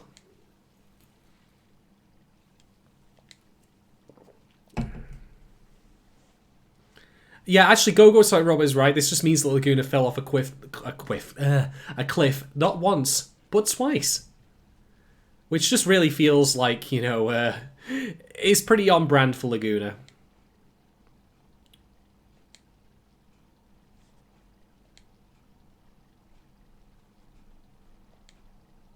So they're building a statue because Laguna's got a apparently an ability to like lead people. And the thing is, like, he is, as written in the game at the very least, you know, like, he's a moron, he's dumb, but he has a good heart, he gives a shit about people. And as we will learn throughout the rest of the game, like, that's what is actually important. Bear in mind what all of our characters are like thus far, in that they are all kind of grim, you know, unhappy, all that kind of thing. So, I'd rather say very closed off. So, you know what? For a laugh, let's just play a random card game. I actually do now want to win this card game, and I'll tell you why, because we don't have the card in the middle. And I definitely do want that. But we're going to have to make do with the cards we've got in order to make this happen, which is going to be a bit sketchy. So you can see random is terrible, and you can kind of work around it by refining away all your non-good cards. But it's not easy.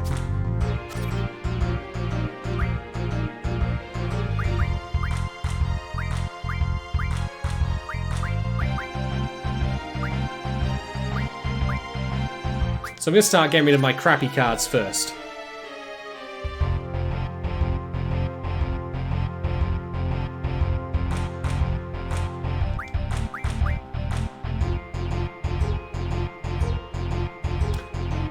Okay, so what'll happen now, he will either play a card on the bottom two or the top right. Yep, makes sense. This will be a draw, actually, I've just realised. Because this is about what card I play now.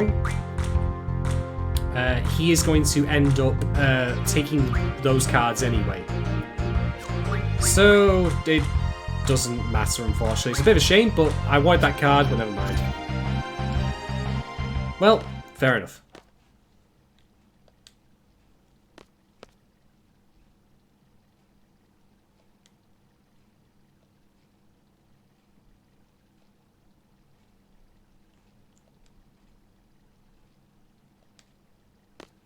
Right, well, we might as well go help them build a statue. Why the heck not?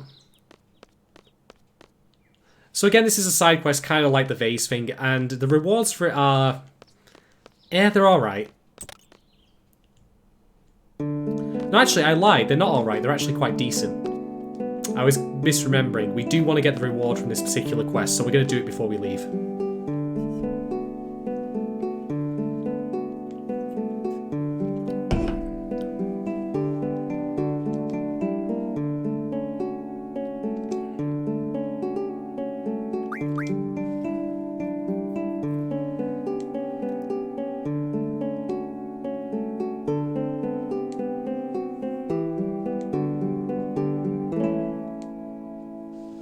Right, bluestone it is then. Let's get to it. So I'm going to cheat and use the guide for this just to see, again, spare you the bother of me running around like a headless chicken trying to find all this crap. So let's see.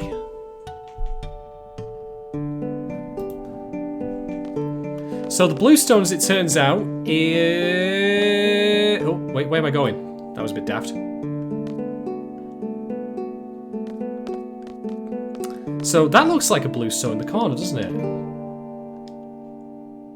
There you go.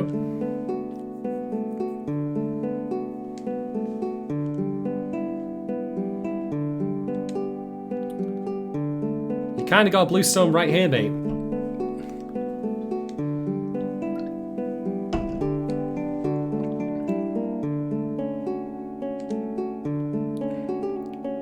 And the squall's just immediately regressing this fetch quest. It's a good fetch quest, though, I assure you.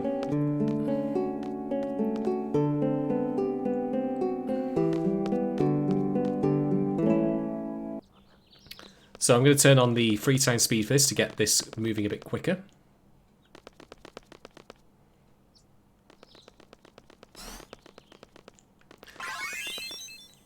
Also, he drops a seed rank. Oh no.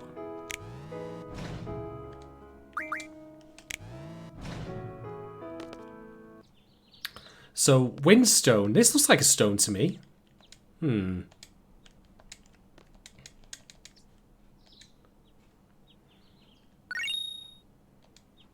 we go. We got the windstone.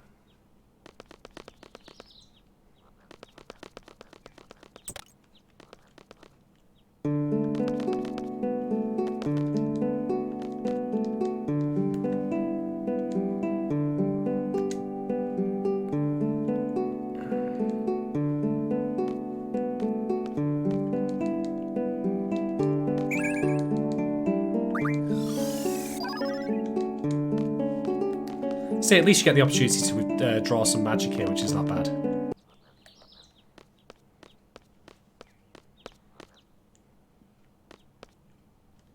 So the firestone, Let's see.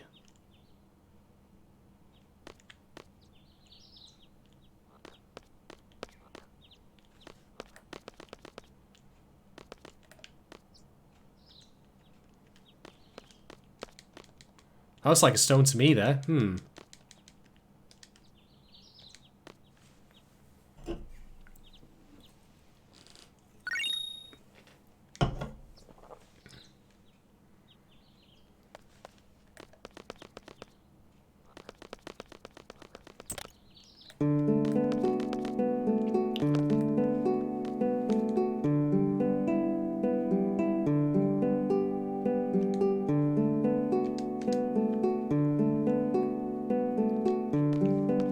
Alright, we need shadow stones. So, just something I should mention, by the way, in case it's not apparent, you might recall that Master Norg was one of the two headmasters of the gardens, like the financial backer, and we fought him previously. He is from this village. He just happens to perhaps have had once made donuts compared to all the other Shumi. But yeah, when his card says Shumi tribe, that hints at his connection to this place. So this is where he came from.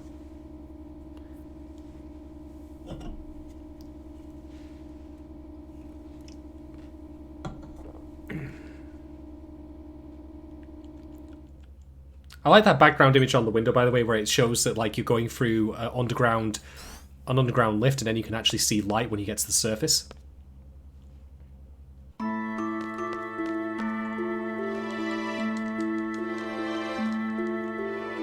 What's this? What's this?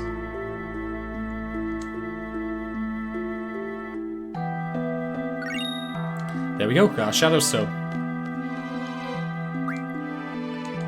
Yes.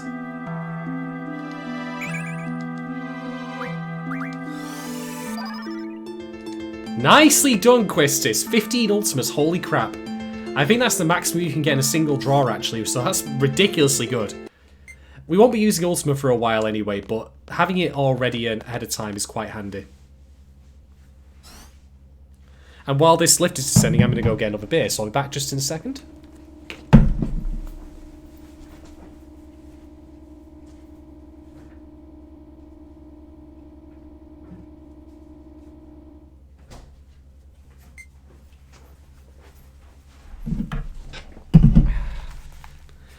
Thank you very kindly for your patience there. I apologise if I'm not responding to chat at the moment. The guide I have is in full screen, so I'm just making sure that I am going to do that, and then I will answer your questions in chat. Anyway. So we've got the Shadow Stones. Let's just get moseying over here.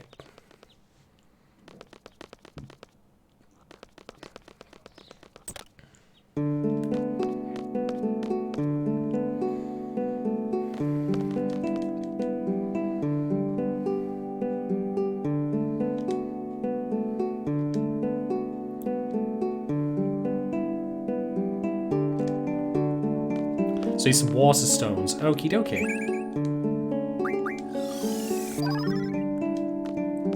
Manzel, your drawing ability sucks.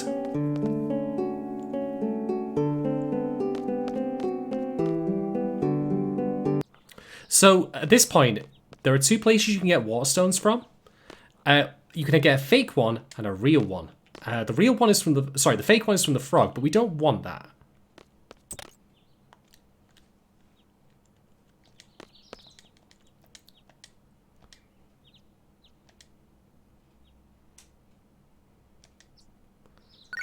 So yeah, Artisan has just given us a water stone that might as well be a sponge.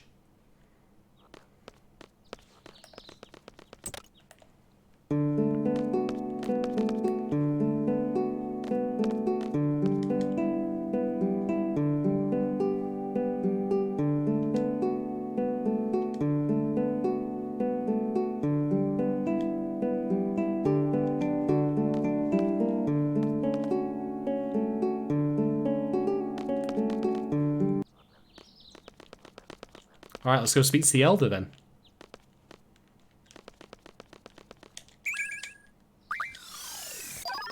Yeah, Zell sucks at drawing magic, it seems. Anyway, the beer I have is a 1 through 3 IPA. It is 6%. It's quite nice. So we got ourselves a gift. What is the gift?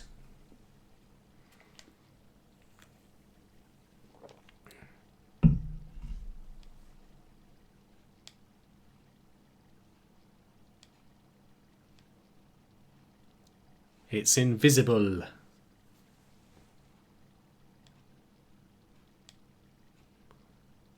Congratulations, you got nothing.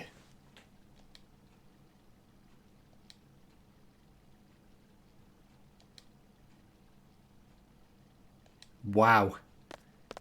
I know Talk to the Hand was a jerk thing, you know, like was a move, but this is like taking it to the next level.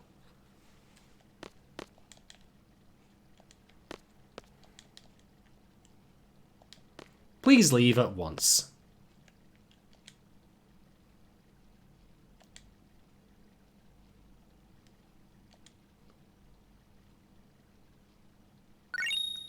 So this is the thing we want. So you might recall I said earlier in this stream that there are some Guardian Forces that can only be summoned by means not through the GF menu option. Odin being one where it's just a random chance that he turns up. The Phoenix Guardian Force exists in this game. And the Phoenix Pinion is how you summon them. It's an item. Now, if you recall, Phoenix was a summon from Final Fantasy VII, which did fire damage, so basically does similar kind of things to Ifrit, but also revived dead party members to full. Phoenix in this game does the same thing, but as it turns out, if you use the Phoenix Pinion, you then unlock a 1 in 8 chance for Phoenix to revive all your dead party members if you all die. That's not a great odd, really, to be quite honest. I will be saving the Phoenix Pinion for a special occasion, just to show it off.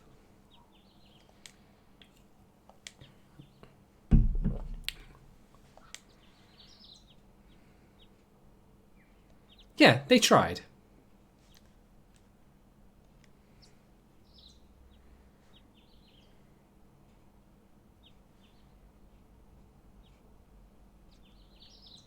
Yeah, Nog was using them to, like, you know, do whoosh, whoosh, whoosh, whoosh, whoosh, whoosh, whoosh.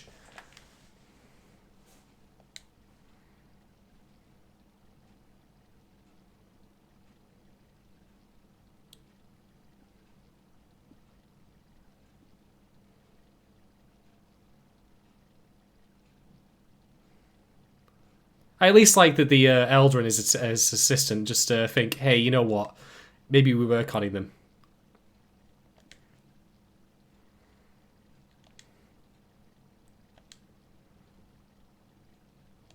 Talk to my giant's hand.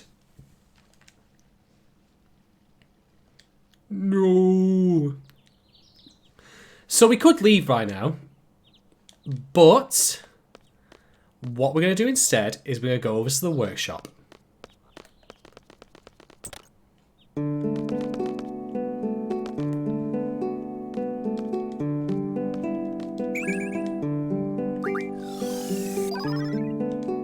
God, Zell, you're so bad at this.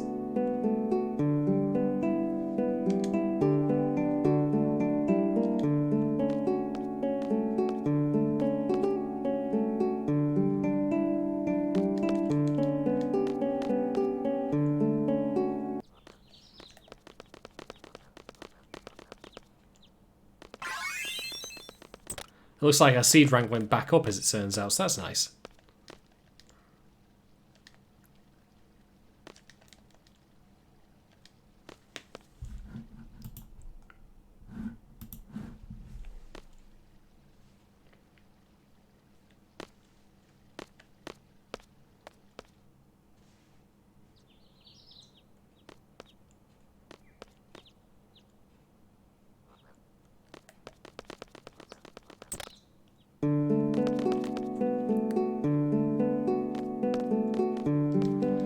I'm waiting for the attendant to turn up here, but it doesn't seem he wants to.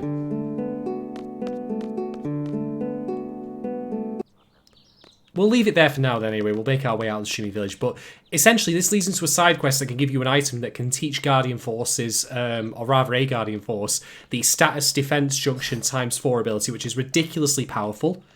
I'm not so worried about not getting it right now though, because we will be able to refine 3 of those items from a card at a later point. Just so I'm clear, by the way, I've not been refining cards just yet to try and keep the difficulty curve reasonable. But on top of that, I am also going to wait until Disc 4 before I start really going ham with that stuff, so I can show off just how powerful your party members can get. We're going to need it in Disc 4, by the way, because there's some really, really strong bosses there, particularly some super bosses that will demand our attention.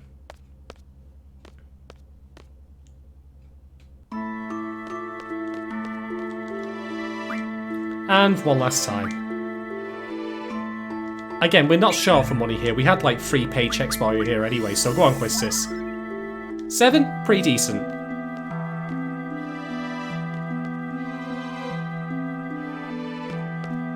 So that's the Shumi village. Say there is more there, but I'm gonna. It doesn't seem to want to trigger, so I'm gonna save wasting your time and instead crack on.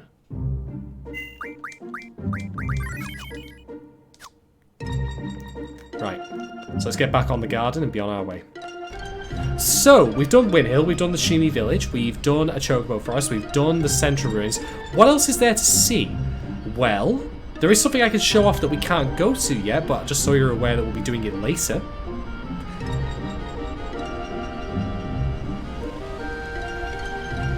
So, by the way, if you go to the top of the world map, you of course do wrap around.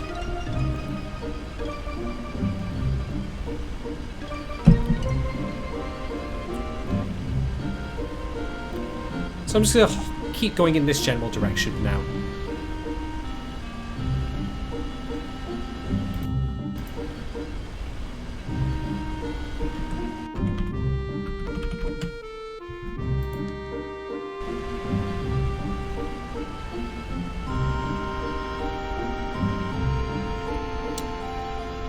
I hope you're all enjoying the stream, by the way, even though it is kind of just been a lot of dry travelling for the moment.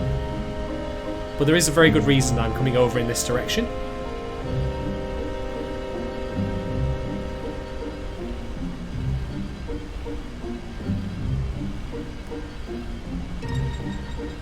Might as well go hypersonic here.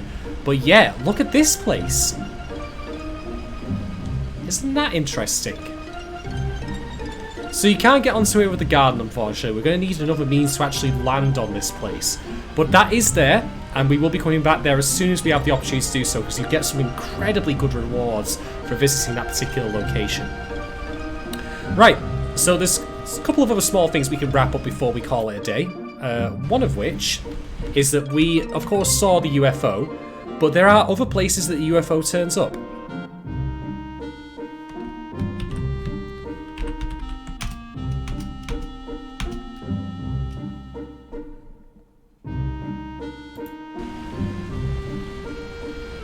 So we want to go back to Windhill firstly.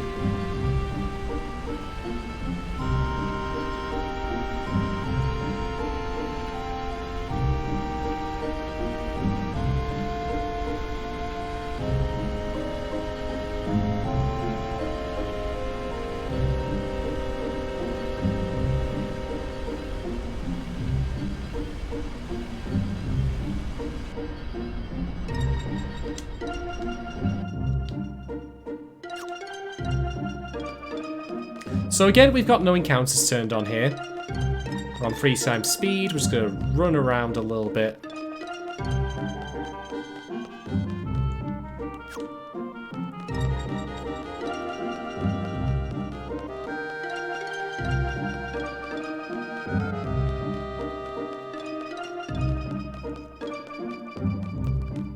Just going to wander around a little bit, because the UFO does appear here as well. And I'm just going to try and hopefully cause it to spawn. Hopefully it'll just pop up.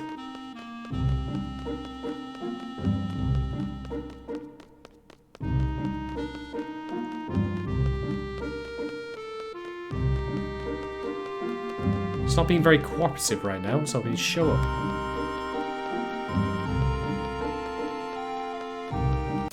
There we go.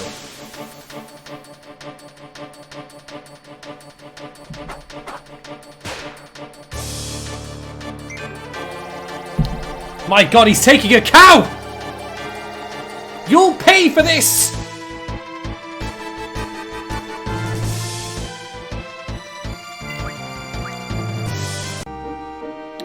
Alright, so we've exhausted all the UFO encounters that we can see right now, but there are more, and I will be showing them off separately once we have the means to do so. You can basically expect a repeat of this stream where we do all the optional content in a single go. So, what we'll do now then is we'll actually get on to progressing the story a little bit. There isn't really going to be much combat or in terms of bosses at this point, but we might as well start making things move a little bit.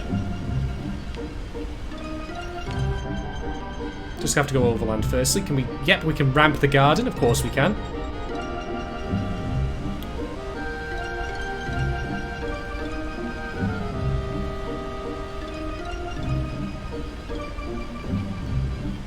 So there's Balam, of course, and we're going to make our way over to Trabia Garden, which we saw earlier. Going to ramp it again. Yeah! Check that out.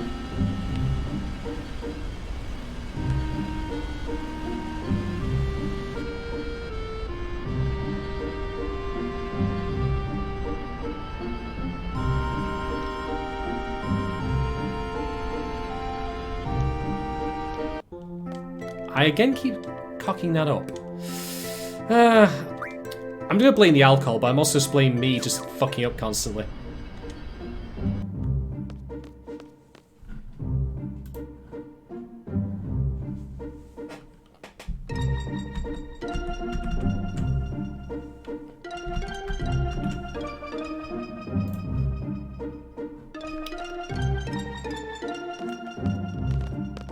So yeah, Trabia Garden is in a bad way.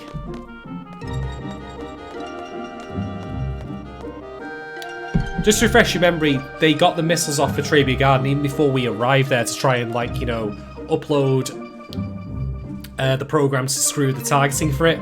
So they got hit pretty directly. You said it, Zell.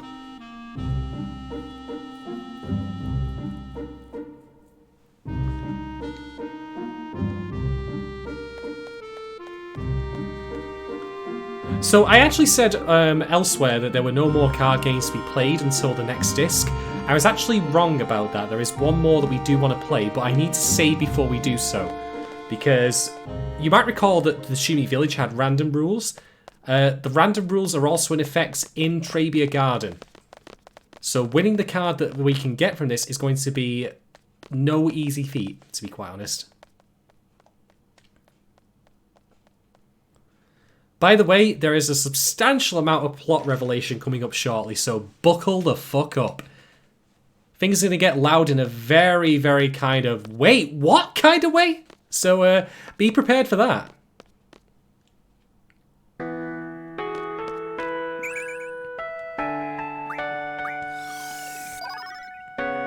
Alright, Zell, you're redeemed. You got 15 Fundagas. You're back in my good books, thank you.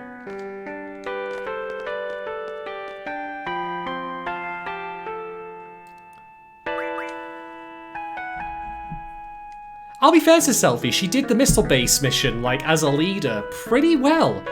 Despite the fact that she's got a really, really odd, happy-go-lucky attitude and she's completely obsessed with trains, which, if you've been watching O Maidens in your Savage season recently, you will think is a bad thing. But yeah, she's done well, I'll give her credit.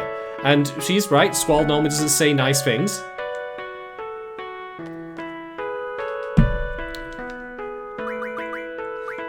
By the way, before we go any further, what I'm going to also do, just in case there is a save point floating around I can borrow.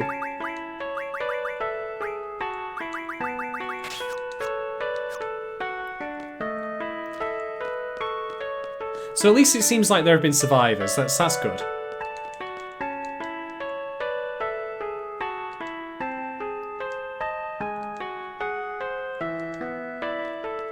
But yeah, this place has definitely seen better days.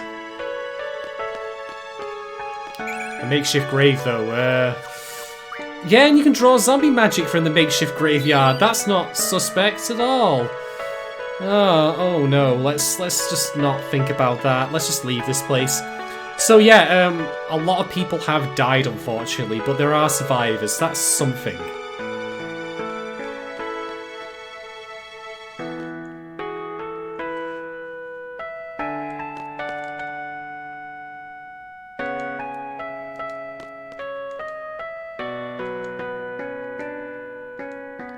The Tombury King, did you say? So there's like a slight hint there that the Tombury King exists, but you'd have no way of knowing, like, where or what.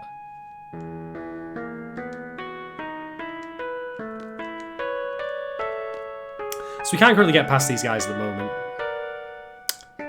This, by the way, the way Trabia Garden currently looks at the moment reminds me an awful lot of how Coral Town looks in Final Fantasy VII. Alright, so there is a card to be won. I haven't saved yet. I'm going to see if I can leave and save. If I can.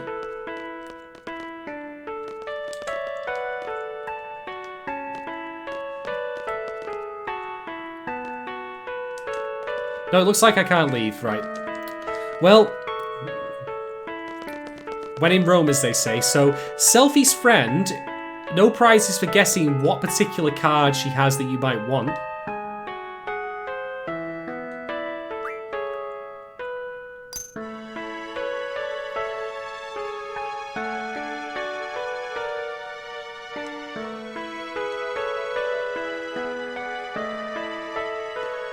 But yeah, Selfie's friend plays cards. Yep, she has the Selfie card.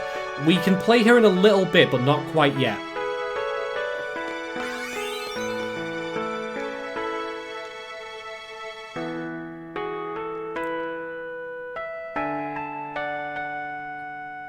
God, I feel awful for her.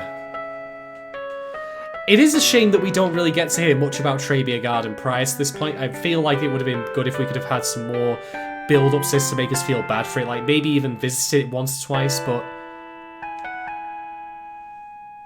I mean, for Selphie, like, you know, who's been easily the most, like, happy-go-lucky, positive outlook kind of person in our entire team. Yeah, for her to be here right now is pretty heartbreaking.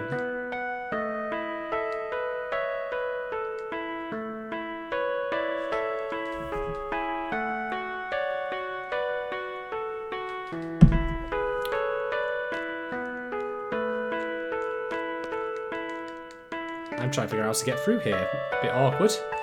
No. I'm just gonna head back this way.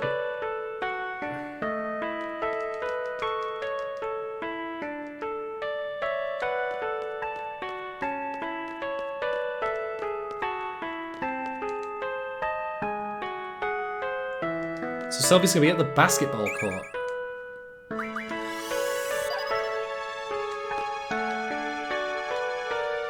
Nah, she's still not for playing cards just yet. Yeah, if we go back this way now.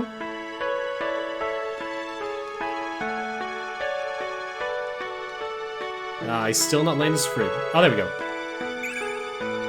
So this is the first point we can draw aura magic, and we definitely want aura at some point. Now, Zell only got a piddly amount of it, but it's not the end of the world.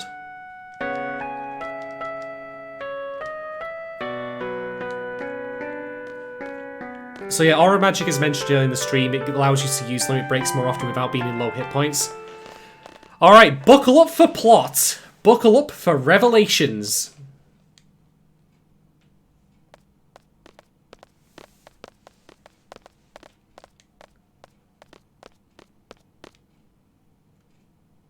Alright, might as well talk to everyone then. Thinking? Renoa? You're thinking? My god. Well, what is it about? Like, say something.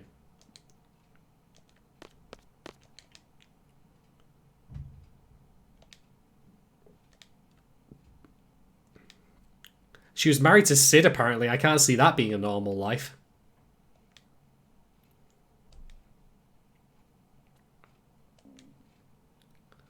Quistis is onto something there, though, I think. Irvine, do you have any thoughts on this? You skirt-chasing motherfucker, honestly. Jesus. Oh.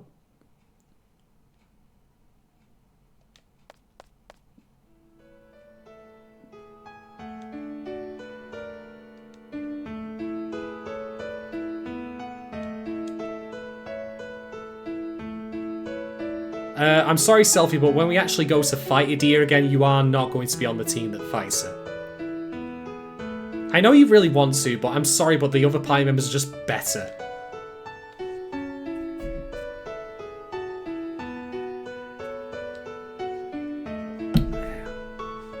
Renoa, you were there when Idia literally impaled Squall through the, like, most of his body with shards of ice.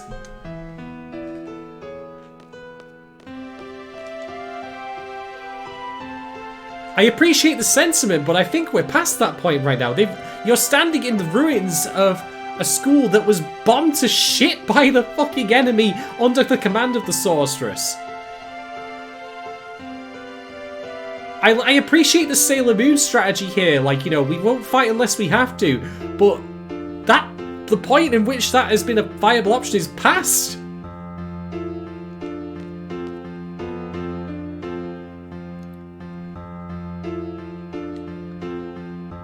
Oh man, Squall's writing a WordPress blog in his head right now. But there is a point to all this. I don't mean to, like, ridicule Renoa so much.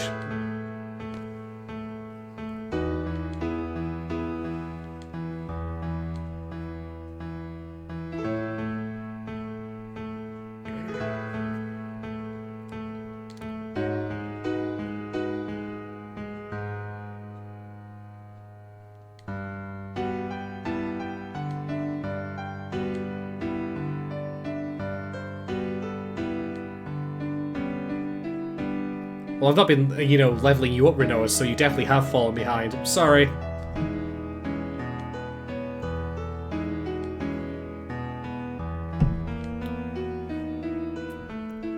But I think her anxiety's here, like, I think the idea that she's getting at is that she worries that because they're so fervent about battle and fighting, because that's what they've known all their lives, that if they get dragged so deeply into it, like, will they come back as, like, the people they've always been, you know? If Squall, for example, like, has to literally kill a deer himself, finally, after that happens, will he still be okay? Will he still be himself?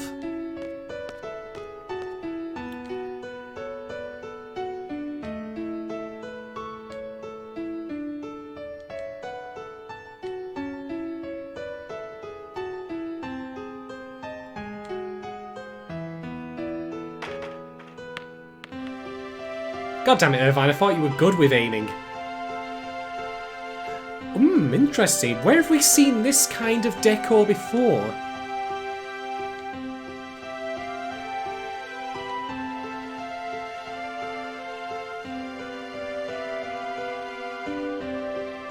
What? What? By the way, I really, really like the fact that, like, tiny young Irvine just pops out of his older model. I think that's really cute. I like that a lot. But yeah, that's Selfie there. Oh boy. Oh boy.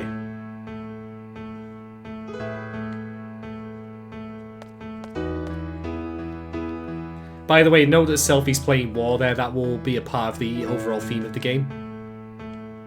We saw this, by the way, when we were on the Chocobo before. I was going to visit it, but I decided not to because we're going to go see it later anyway.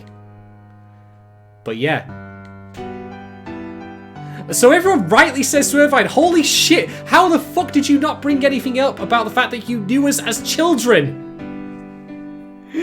Oh man, like, this whole revelation that we're about to have here and everything that follows from it, I like the idea of it in concept, but the execution is a bit questionable.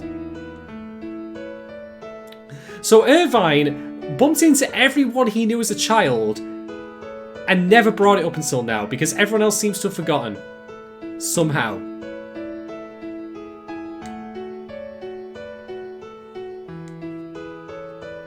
And there's Cell in his tiny little jaw. Like, even as a kid, he still has jaws. Jesus Christ.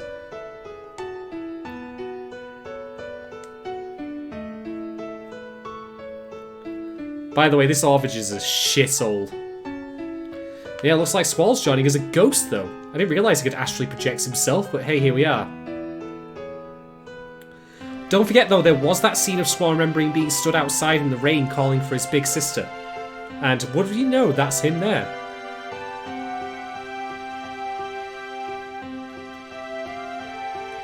Where'd you go? Oh. Poor Squall.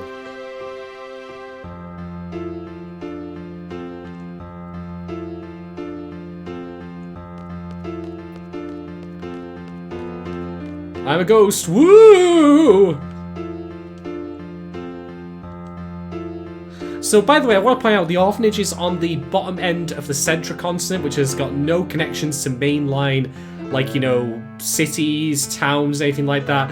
The entire continent is infested with monsters. There's literally an old ruin that's possessed by 2 Guardian forces. So I don't know why they built it the fuck all the way out here, but hey, I don't know.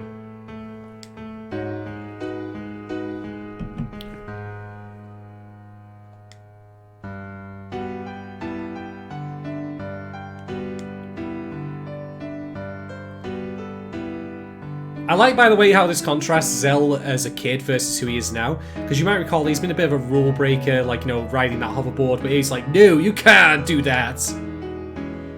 But who's the kid in the middle, by the way? You can see from left to right, we've got Irvine, Quistis, and then Selfie. But who's that kid in the middle? So yeah, it turns out Zell's mother was a red herring. He's not actually... They adopted him.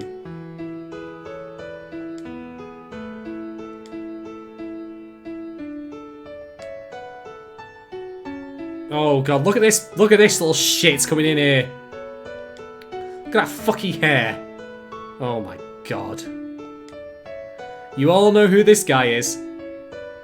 He's even wearing, like, a tank top version of something that he wears as an adult. It's, of course, Cypher. God almighty.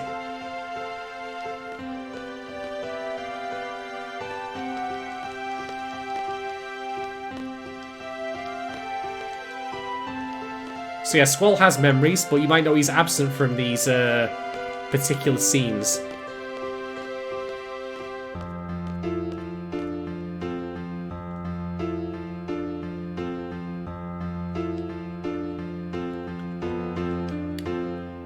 I'm just going to put something in your heads, by the way. Just bear in mind that all of the Laguna flashbacks we've had thus far have been given to characters apart from Rinoa. So there's a connection there.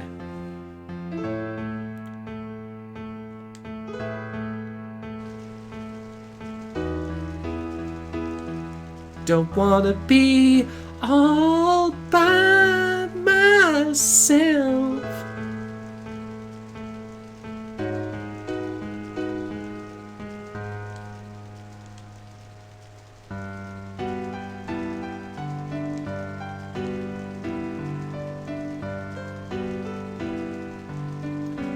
I'll admit on Squall, like for Squall here, like, you know, him saying that, like, it takes a lot of guts to admit that.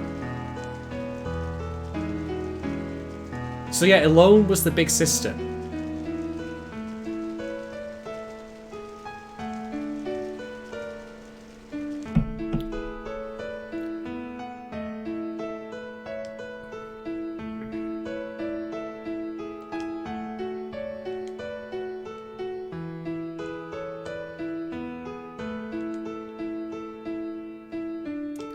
Yeah, let's go back in time and fuck up the continuity of everything. Why the hell not? Zelda literally punches his way through time and space.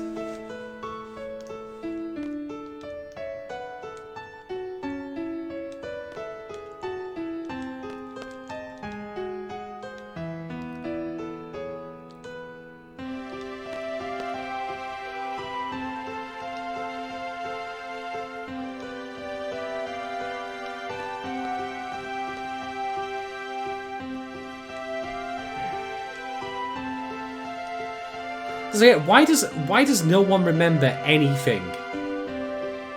Like, Selphie thinks that she forgot because she had so much fun that she forgot about her childhood, which I would buy if she had a childhood like Squall's, where it was just all kind of miserable, or even like Zell's. But she didn't have a bad childhood at the orphanage by all accounts. But we're gonna get the reasoning now as to why this has happened.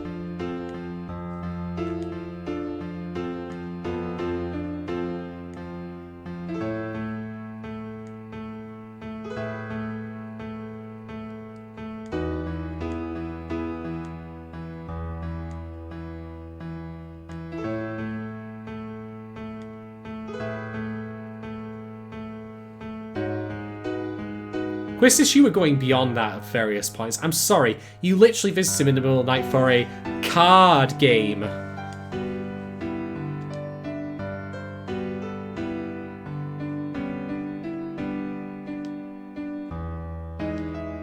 Okay, fair enough. I'll be fair, like, maybe it wasn't that. Oh, poor Quistis.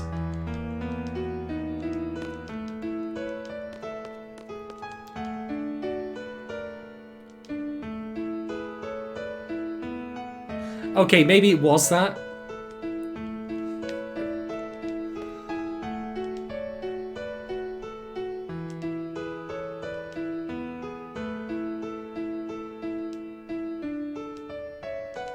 So get ready for this explanation. Get ready, because I'm just gonna say in advance, like, I've thought long and hard about how I feel about this explanation that we're gonna get for why everyone's forgotten their shared history. And I get what they're going for with the theme of the game, which is, like, how war and conflict robs people of their, you know, individuality, makes them forget who they are as people. But the actual mechanistic reason that this happens is not given anywhere near enough fleshing out, in my opinion. It just kind of gets brought out of nowhere. So, for using your girlfriend, you can indeed forget your memory. Sorry, I am a Guardian Force.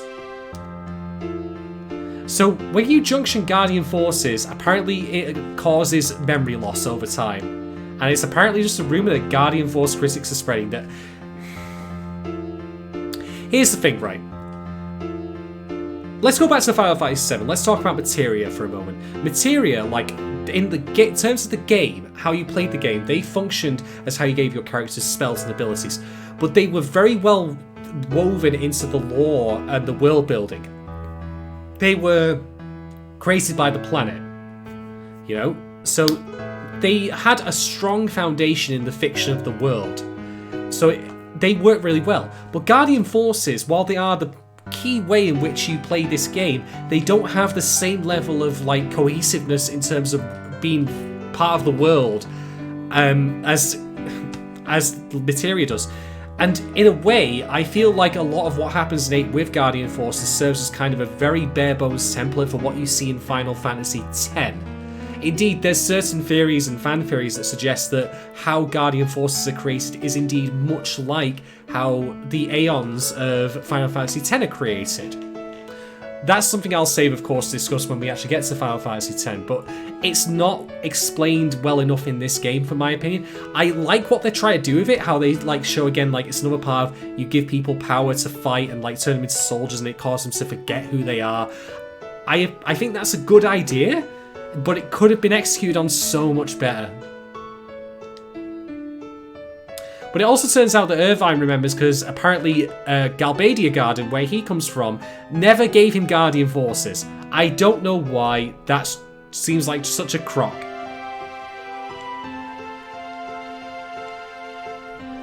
Yeah?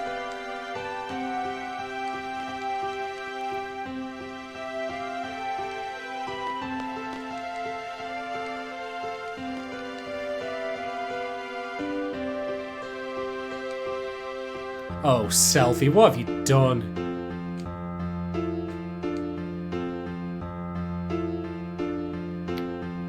I like how she says the same way as if she found drugs on this monster and just decided to start snorting it.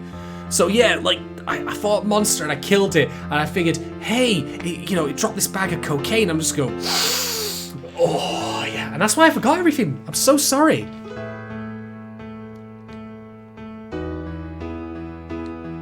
So yeah, Selphie junctioned a Guardian Force at the age of 12. I don't think it's ever explained what that Guardian Force is. I don't even think it's one of the ones we will end up acquiring for that matter.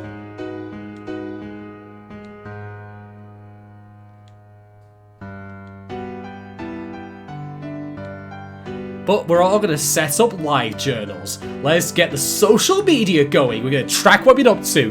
Going to take all the pictures and put them on Instagram. Yeah!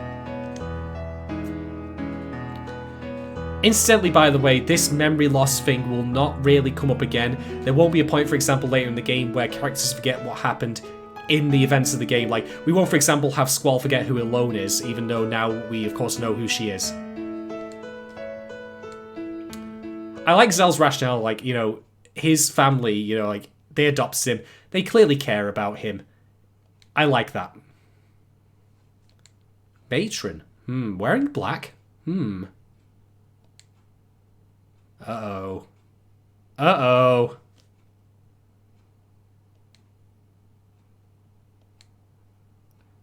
Uh-oh. Dun, dun, dun!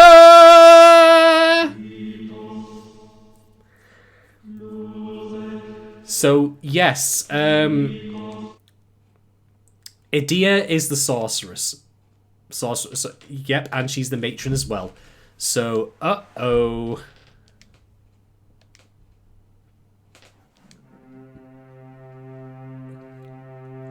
I do like this parallel idea, though, that clearly Edea has something happen to her to cause her to become the homicidal, dictator that she is. Whereas, of course, what's happened to our own characters is that they've forgotten their shared pasts.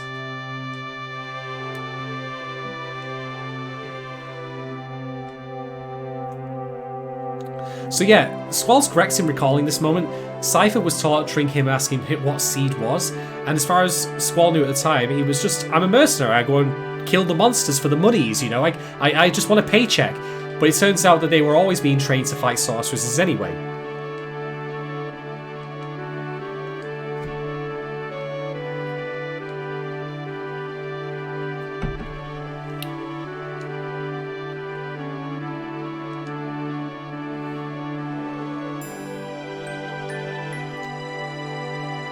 This is why, by the way, Rinoa has not appeared in any of these flashbacks, because she obviously wasn't there.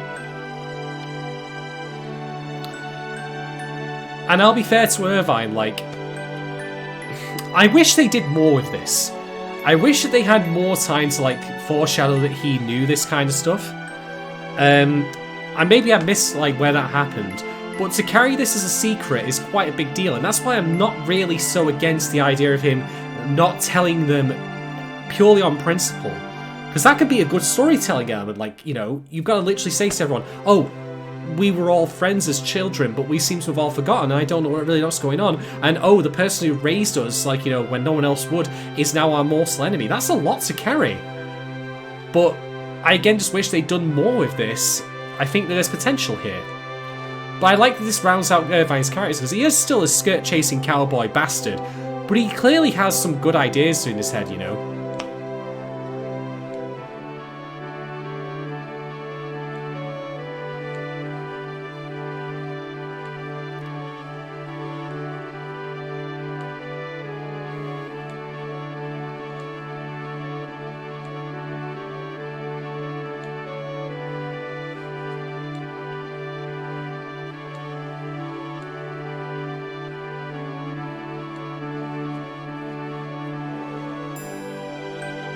Man, Zell's brain is so mushed from all this, he's had to sit down.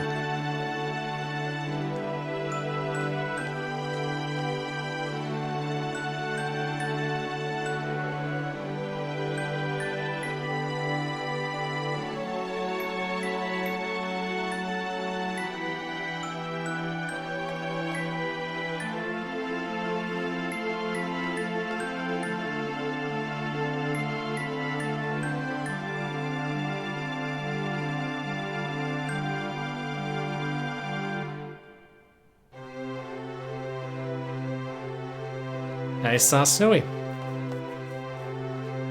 A gift from the fairies. How Self isn't freezing cold, by the way, I don't know, because Trebia Garden is pretty north of, like, you know, the equator.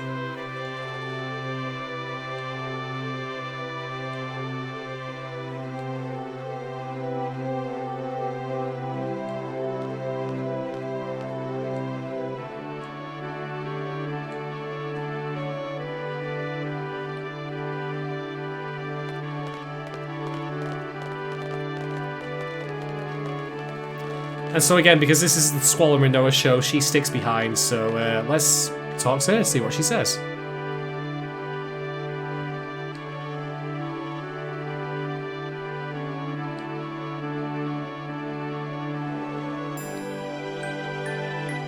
I like the description, by the way. Like, there is a difference between simply never having the reaction to begin with, or having the fear but choosing to ignore it.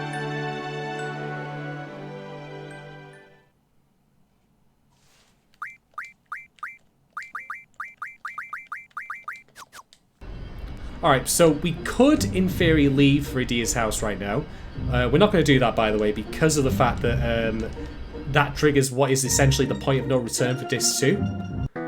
But before we actually go and do that, next stream that is, I'm going to save, and we're going to go back in to obtain that card we want.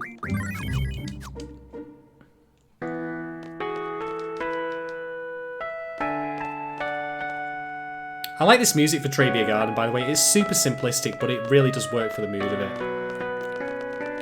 It's just a shame that what doesn't happen is that they all, of course, come with Balam Garden. There's no reason they shouldn't be able to just jump on the board, but anyway. So it's random, open, trade rule 1. This is going to be rough. I am going to only play 3 games maximum, and if things go tits up, I'm going to just call the stream there and do it off stream, because the random rule is terrible and I hate it with every fibre of my being. Well, we've got a kind of meh hand. So this is not a great start, to be honest. But the thing is, by it being a kind of rubbish hand, we also gain the benefit of not really having to worry so much about losing like good cards. The real issue here would have been if we had a ton of... Oh, god damn it. Okay, so the plus rule. I'll explain that now. You can see how Selfie's card has 8, and the card in the middle has 2 and 4, and then the Grendel card has 6. So if you play a card which has the numbers on each side add up to the same, in which case it's 8 and 2, 4 and 6, that makes 10, then it flips the card for you.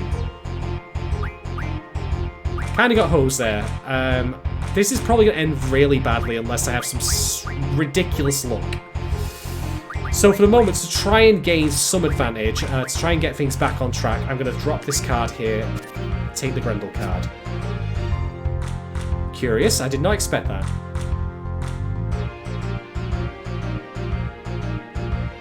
Okay, we might be able to win this, so here's my plan. I'm going to play this card here. Ah, no, we're not going to be able to win this. Or at least I don't think we will be able to win this anyway. It'll be a draw. Nope, it won't actually. Sorry, my bad. Shows how much attention I was paying. Right, let's try this again. Okay, we're good. We are good, although I can't believe how good we had the luck on playing these cards, but she didn't play the selfie card. Ah! God almighty. Ah. What a shitter, honestly.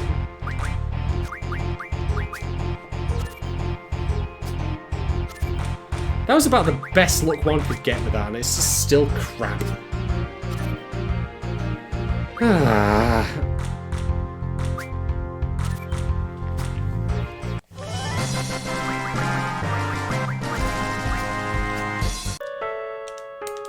Alright. I'm gonna keep going. I'm determined now. I really, really want that. Okay, we're in a better spot. Her cards are not great. Whereas ours are also not great, really, to be quite honest, but they're not terrible either.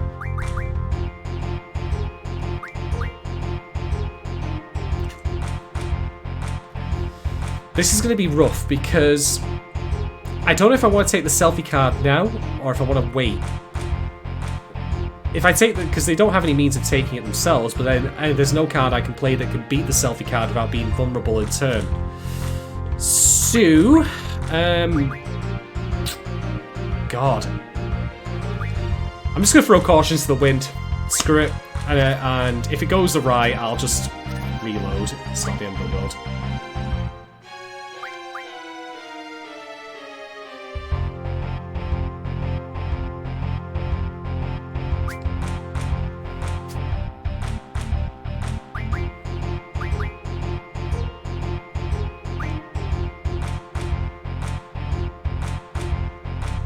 Right, okay. We might be able to swing this, actually. Yeah, we've got it. Yoink! Oh, that went better than I expected. Just had to play it defensively until that last moment. Because I knew the Renoa card with its A rank on both sides, on left and right, means that on the bottom row it would be untouchable. It would just depend on where they played. So, thank God for that. Anyway, since we're here, let's see what we can turn that card into. Selfie's card is pretty good. So, if you refine Selfie's card, you can give, you get items called Elm Guards, and each one of those gives a Guardian Force the ability to junction, I think, 4 elemental defense magics to its stats, and so therefore you can give one to every character basically that you play with, which is quite nice. Alright, but on that note, we've been going for just over 2.5 hours. I'm going to leave it there because we are pretty much done with the optional content for now. I'll be doing some of it like the Chocobo Forest off screen because it's boring. No one wants to see me travelling around the world doing that rubbish. But otherwise, I just wanted to thank you all very much for joining me. I apologise for the wonkiness of the early part of the stream where I didn't load the correct save file for fighting Odin and the Tombury King. That was my bad. I hope that wasn't too boring. But otherwise, yeah, it's been good having you all along. We will be back next time because the next stream that I'll be doing for this game will be the conclusion of Disc 2, and shit is going to hit the fan in so many ways. But it's going to be a lot of fun. There's going to be a lot of intense battles, a lot of great moments and mini games, which I'll hopefully not cock up.